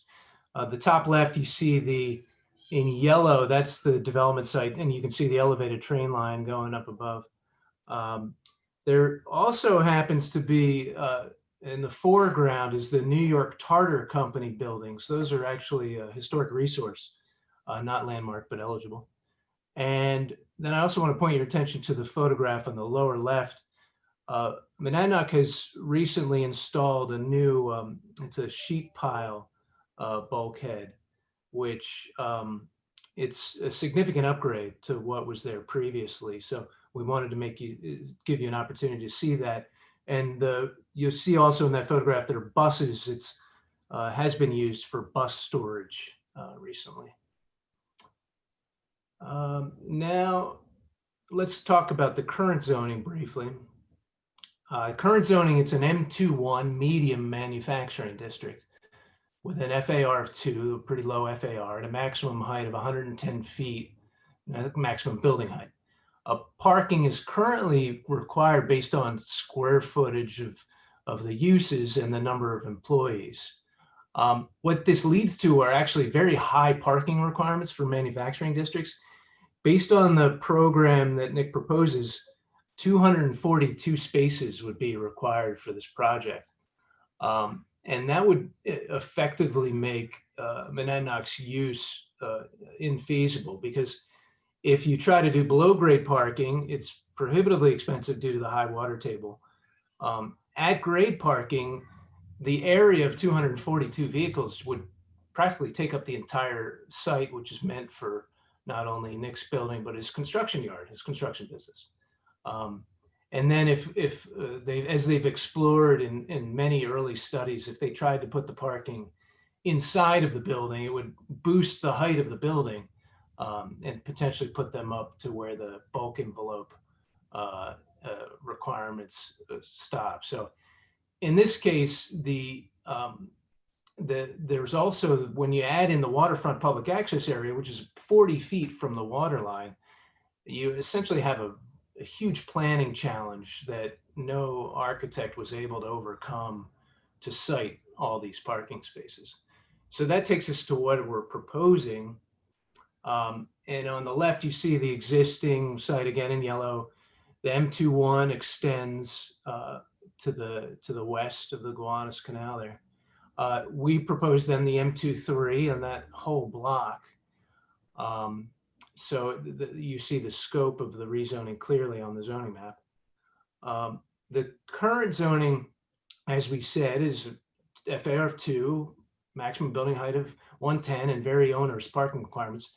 The proposed zoning isn't different in bulk and use regulations. Where it differs is it relaxes parking requirements. Now, it's also worth mentioning that M23 is a very historically, it's a district that was used in waterfront areas, so it lends itself to this site. It was primarily used in Manhattan, but a Brooklyn office thought it was suitable to bring it into Brooklyn, so that is what is being proposed. With that, I'd like to pass it over to Bill Stein. He's the architect of record for the building, and he can walk you through the proposal. Thank you, Eric. Again, I'm Bill Stein with Datner Architects. We're the architects for the project in collaboration with Bernheimer Architecture. We're proposing, as Nick mentioned, a 6-story, 100,000 square foot building. As you can see from this site plan, it's an L-shaped building that follows the line of Huntington Street. It does cant slightly to open up towards the canal and the waterfront public access area.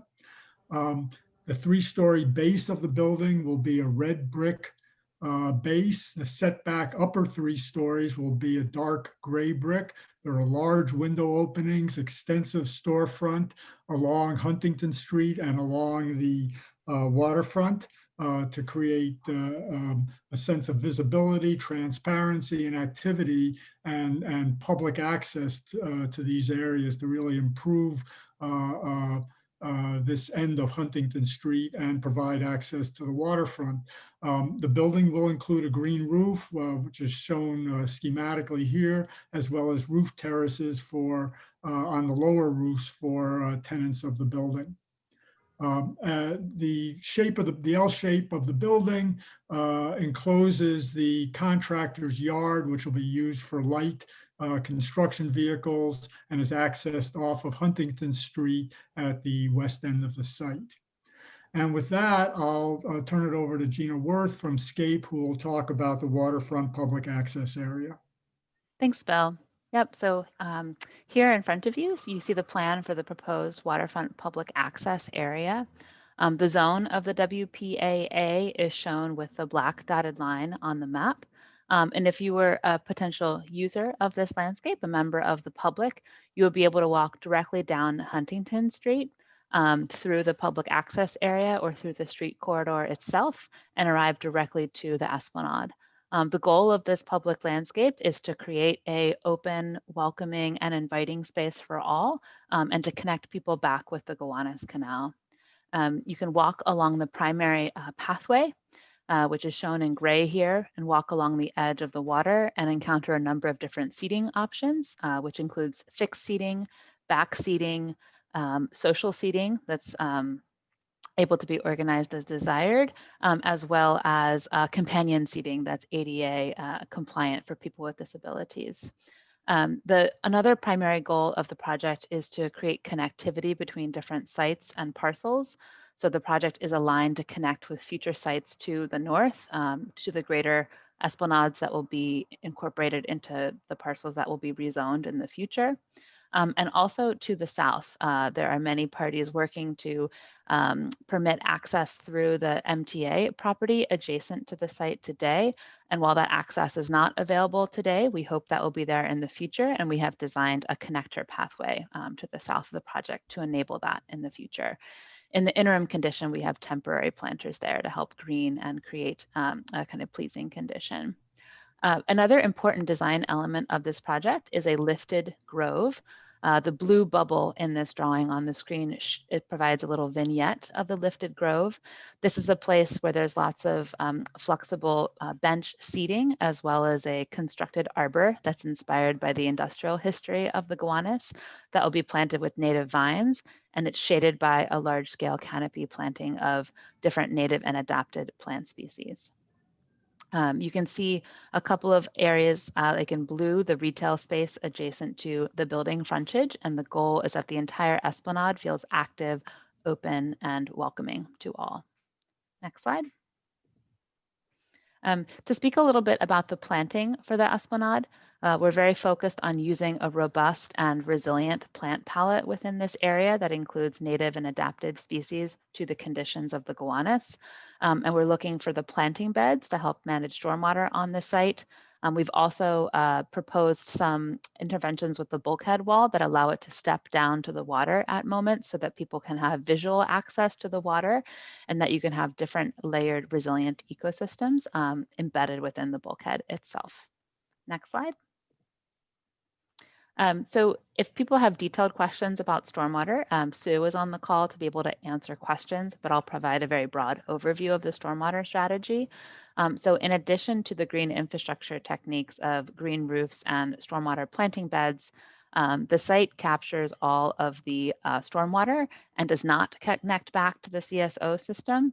This is a fully separated stormwater system where there are 2 stormwater treatment units embedded within the contractor's yard that then outfall to a new outfall along the Gowanus that has been permitted with the EPA. Next slide. And then this image just shows this overall resilient design proposal for the public esplanade along the perimeter. You can see the stepped bulkhead in the foreground that's cascading down to the water, permitting people to get closer and feel close to the water. You can also see how the entire publicly occupiable pieces of the project are lifted, so they are resilient to future flood and sea level rise events. And you can see also how there is a direct relationship with the retail storefront, so the space feels active and open and welcoming. you also, if you're paying attention to Jonah's presentation, I think you can see we're using a lot of those same resilient design techniques proposed to create an inclusive and resilient waterfront within the Gowanus. The next slide, I believe, just looks through a couple of the different authorizations that were here today in front of this group to discuss. So in terms, all of these authorizations that relate to the waterfront public access area, we are requesting these for basically a superior design to enable some of these resilient design techniques that this site is proposing, as well as other sites along the Gowanus will need to propose in the future. The first one bulleted here is that we're proposing to modify the maximum grade change permitted on site in order to reduce flooding and enable a more resilient site design. That aligns with a lot of the city guidance that was in the previous presentation. We're looking to reduce the minimum planting area requirement, and this is directly to enable more active areas for public use and occupation. And we've blended the planting requirements with sites like the Lifted Grove, where we're having occupiable space and large planting beds. We're looking to waive the minimum dimensions for openings of single tree pits within the Lifted Grove, and that's, again, just an alternative design technique using structural soil that still allows for large soil volumes that people can occupy above. We're looking to modify the screening buffer requirements along a portion of the Lifted Grove, and this is really to enable visual connectivity within the esplanade. And finally, we're looking to increase maximum height fencing beyond the existing requirement, just to ensure visitors' safety with the adjacent properties and the guardrail condition along the waterfront. And so with that, I think I'll pass it back to Eric to speak on the requested rezoning. Great. So yeah, thanks again, Gina.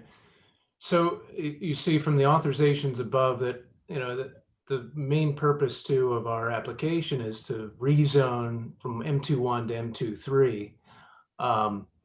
And we wanted to, certainly this is for the waiver of parking requirements, which we think makes the project viable. So we'd love to hear your questions, but we ultimately would like you to approve and support this application and recommend that DCP approves it. And that way we can allow Monadnock's building and this lovely esplanade as a gateway to Gowanus's Renaissance. So thanks again for your time. Thank you very much. Of course, we all know Nick has been our neighbor for many, many years and is positively thought of in our neighborhood. But that doesn't mean the project is, although I've heard from Glenn Kelly and I've heard from Allison that they think this is a very good project. And I, of course, also think this is a very good project and a boon to the community. But Julia Ehrman, who is here from Councilmember Lander's office, and Councilmember Lander, of course, is in fact an ex officio member of every committee. So I would like to invite her to speak. Hi, everyone. Thank you, Mark. I am here to speak on behalf of Brad. He would have liked to join this meeting, but unfortunately he had a conflict starting at 7:45. So he was not able to speak, but we've talked a lot about this project. So I want to relay the only feedback that I think Brad is also excited about it and wants to have Monadnock and Gowanus. And we've been talking with the developer team a lot, as well as with SBIDC, since this is the first development that will be in the IBZ, kind of with the rezoning. And as most of you know, the city planning is working on a new framework for the Gowanus IBZ to incentivize industrial uses. And so the issue that we have been working with the developers on with Monadnock is making sure that a portion of the space in this building is permanently reserved for industrial use. Obviously, they will be occupying the building for the foreseeable future, and that is an industrial use, and Brad is very happy about that. But we want to make sure that there's permanent industrial space, and that the kind of industrial space that is available in the building is for the uses that we're trying to promote in the IBC. So I Brad's recommendation for the community board, or what he would love for the community board to do, is to vote yes with modification that we need to come to a conclusion on the restrictive declaration that we're working on to reserve industrial space in this building. Thank you. And now anybody from the community board want to ask a question, weigh in? I know Paul also said he thinks it's a good project. So beyond that, anybody else?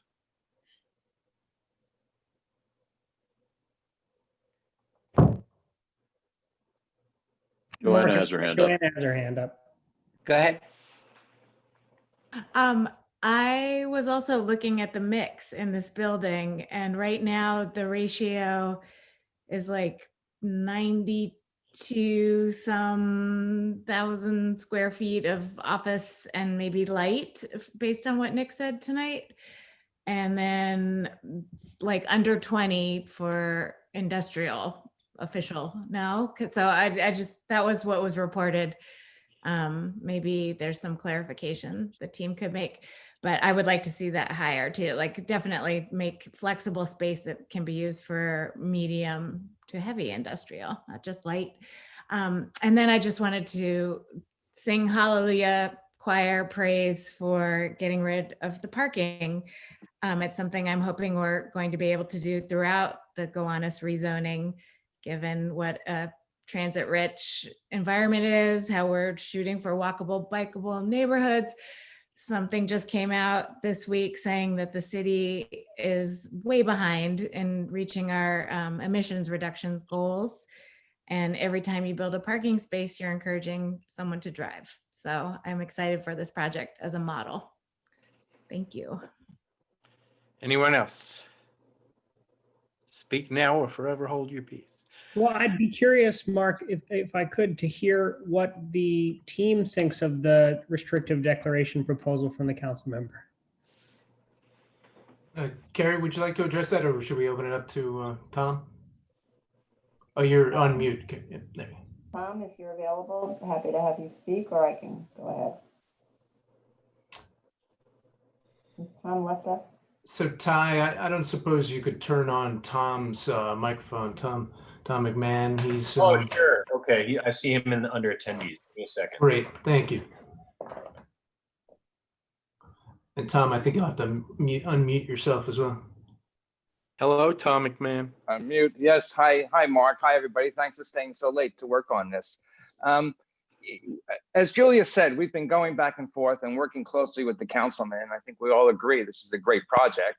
And so the question is, as we go through this, what's the right mix? And I think the Monadnock team has been willing to work with the councilman on what would be a rider attached to the property that would set a level. And we're just working on, and we haven't been able to resolve yet, what that right level is. So we're open to it. We're willing to work with the councilman, and think we can get there to accomplish it. Okay, so I'm going to propose a recommendation, which I hope it gets seconded. If not, then somebody else can make a motion. But Mark, we have a couple comments from the community, or a couple hands raised from the community. Oh, okay. I didn't see them, so you know me, I have no technical skills. Owen Foote is first.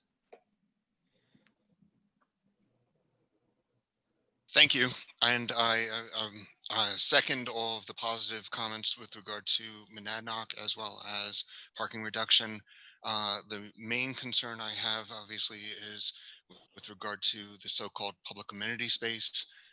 For 2.5 years, the community has been asking for vibrant spaces of community use, dog runs, destination areas, play spaces, and once again, we get a walking surface and some planting areas. So I would strongly encourage Monadnock at least to reconsider that with city planning. I know there are probably strong players behind this as to what would be permissible.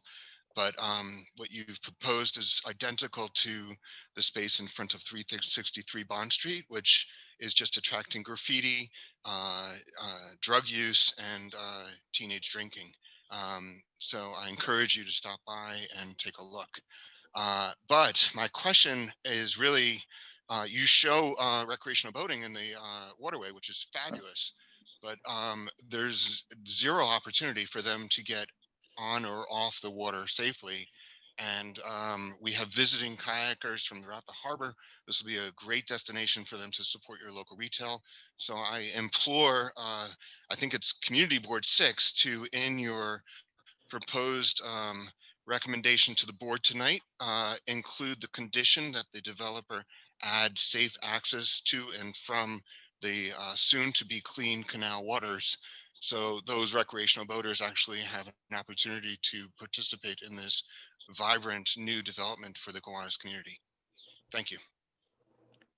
Thank you, Owen. Brad Vogel is next. I want to, could I clarify a question that Joanna asked and answer one part of Joanna's question? Please go right ahead, Caroline. I can wait. I'm sorry, thank you. The amount of space that Monadnock's going to be occupying at the very outset is about a third of the building, which is almost about 30,000 square feet.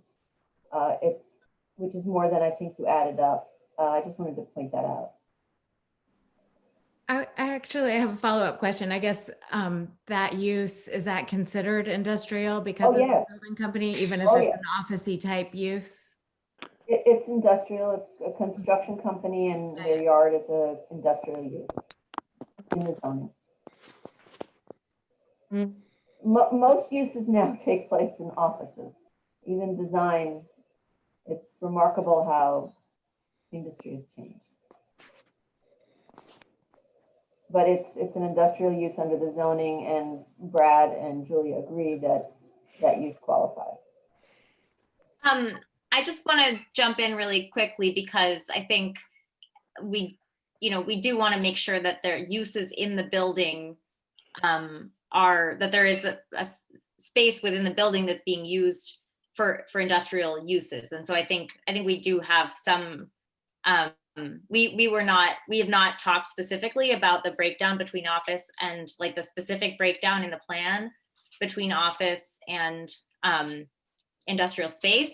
So I just want to say that we still need to continue those conversations. And I think the understanding is that there would be space within the building that is industrial space. Thank you, Julia. Okay, so anybody else? I don't want to cut anybody off. We have a few more. Andrea Parker is. Well, Ty, if I may, Sorry, we never got to Brad. So Yep. Brad is next, then Andrea. No problem. Thank you so much.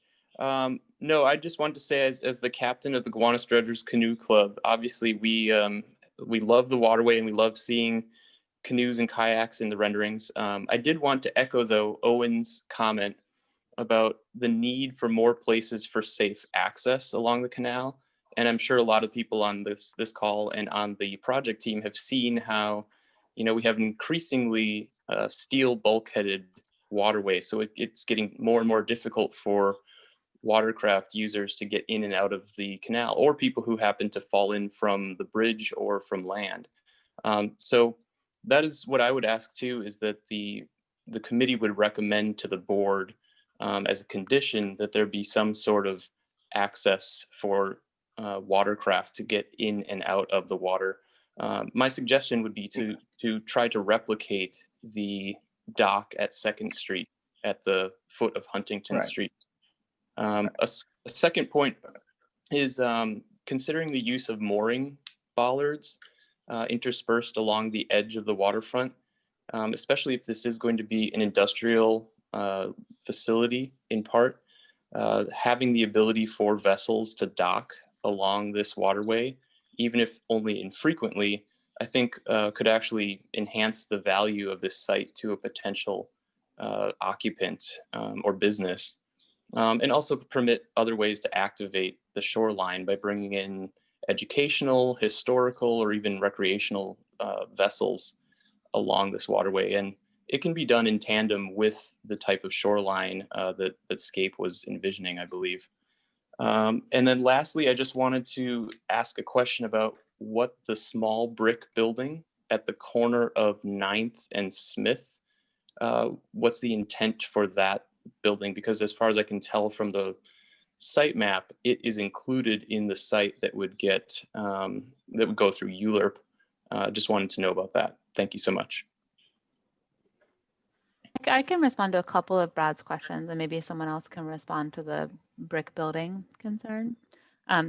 Thanks, Brad, and also Owen, for those comments around water access. I think our team was looking at a wide variety of different potential programs and talked about different potential programs with the Monadnock group. There are other sites along the canal that do provide water access, and with the rezoning and other larger parcels are available. Even sites just north of our project that may provide water access in the future. Brad, your points about the bulkhead, I think, are quite interesting. And if you note, we are focused on not having one single tall bulkhead on the site. It does have some stepping to it to enable both visual access and ecological terraces down to the water. So that level of variability is embedded there and could potentially be incorporated in the future to include other types of uses. So there is an inherent kind of flexibility to the design approach with that.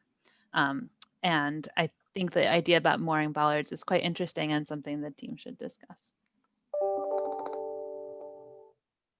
And with respect to the single-story brick building, that is part of the rezoned area, those buildings on the corner.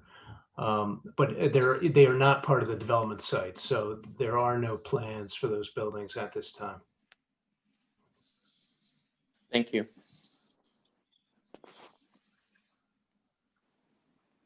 Okay, now we have Andrea. Okay, thank you.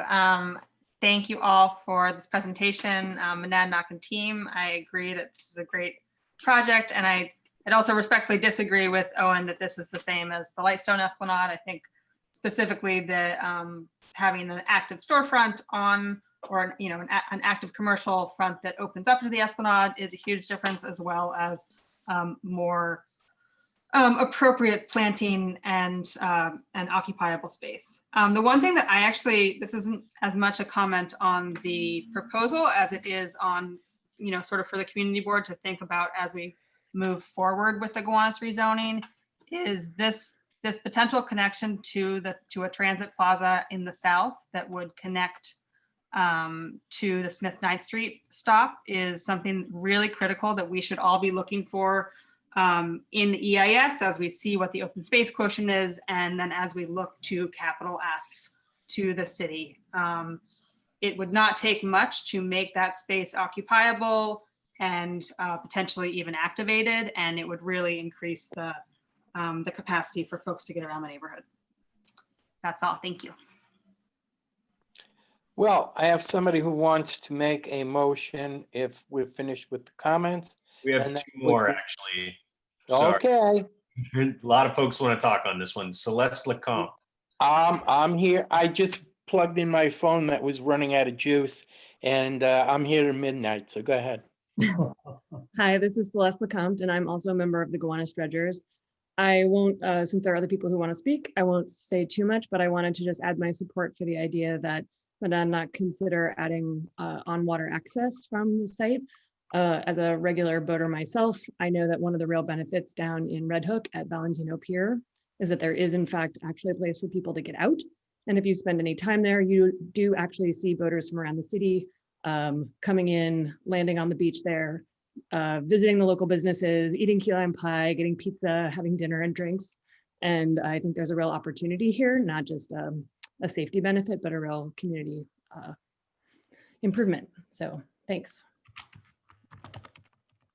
Just one more now, Mark. Patrick Schnell, I'm going to allow to talk. Sure. Hi, thank you. Can you hear me? Yes. Yeah, I just want to briefly basically support what Owen said as well. The need for on-water access is really there. And I think more and more people get out on the water. It's also a good opportunity, for young people to become active in the neighborhood and, just be on the water and and be part of the community that way. And yeah, and I'm a Gowanus Dredgers member and active kayaker.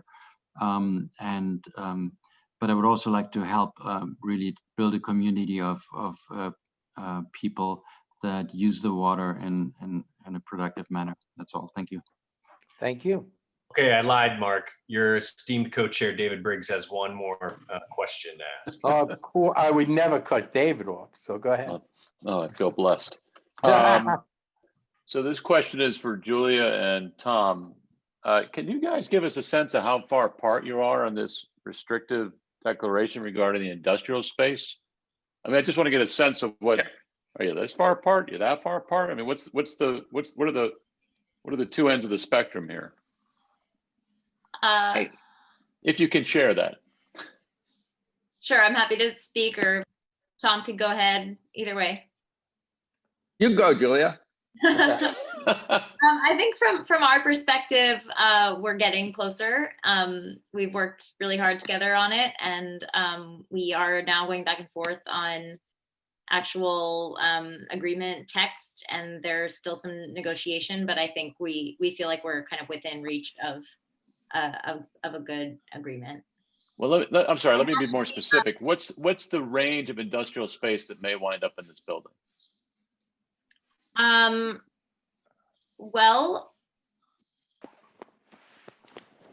I think we are between what's been offered is 10% and what is in the 25 Kent zoning text that is kind of like the benchmark for this, although 25 Kent obviously includes an FAR increase, is about 16 point something. So I think we're looking at something between those two numbers. 10% in addition to what Monadnock's going to occupy? Because that sounds like that was being considered industrial space. Well, that's kind of where I think we still need to talk, because I think we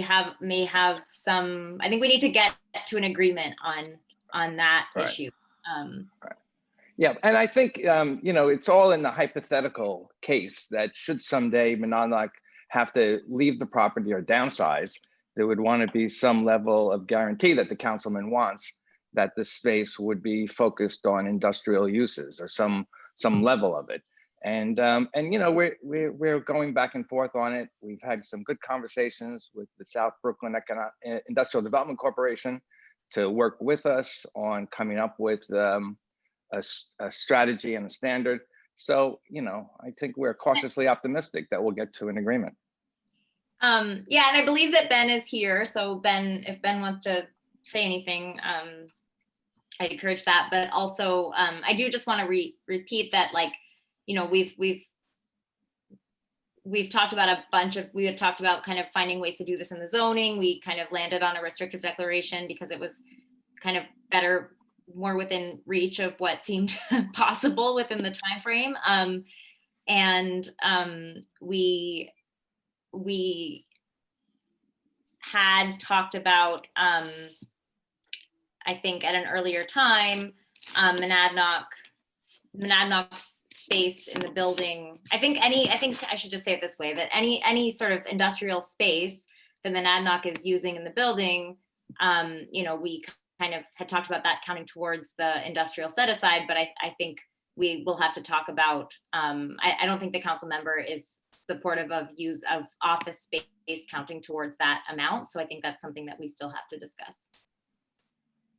Thank you, Julia. Listen, as a practical matter, although I totally disagree with local council people having a veto over ULURPs, local council people do have a veto over ULURPs. So if the council member is not satisfied with the ultimate result of the negotiation, there would be a problem for the developer.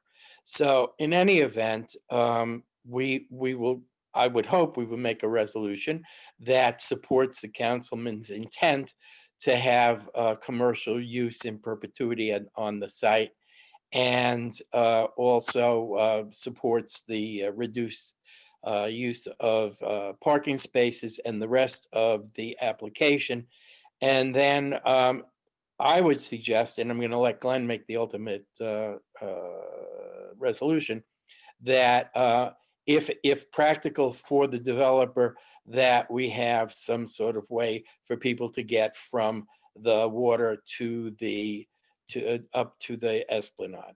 And now I throw it to Glenn.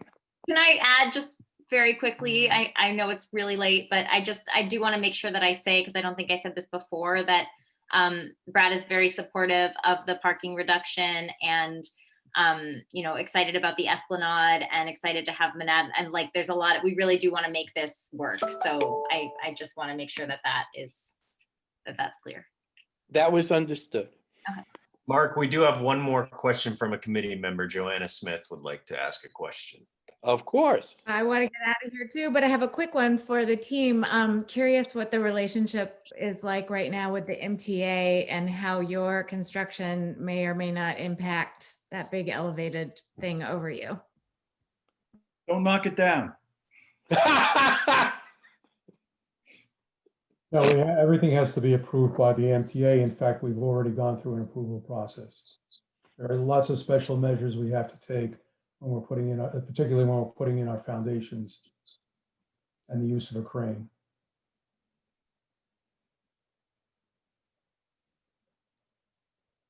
Thank you, Nick.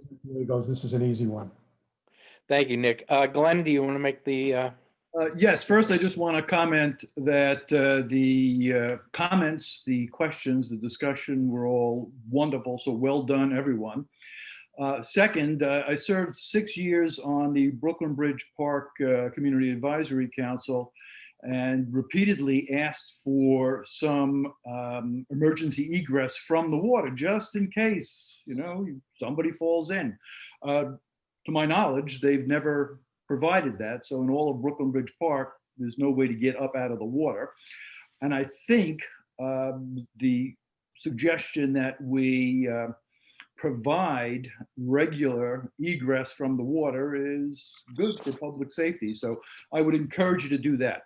And now to my motion to approve of the project, the change request, contingent upon the restrictive declaration being worked out with Councilmember Lander, and with encouragement toward more creative public amenity. As Owen suggested, it's just becoming so blah, blah, blah.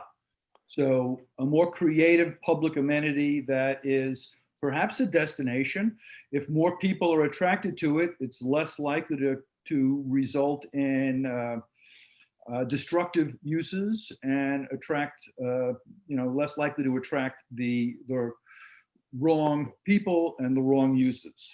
It would be good for everyone. I'll second that. Any comments? Again, you certainly are free to comment. Please do. I plugged in my phone, so I really can stay as long as necessary. And if there are comments, please make them. We're not cutting anybody off. And at the end of the process, if you are against the recommendation, then raise your hand. If you're for it, then we'll just assume that if you're silent, you're for it. So thank you.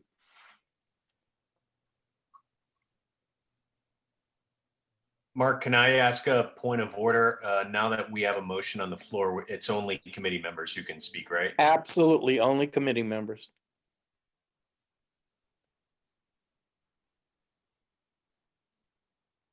I like it.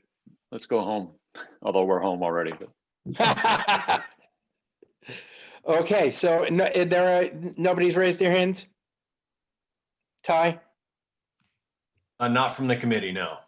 Well, that's we only do a committee vote. Thanks.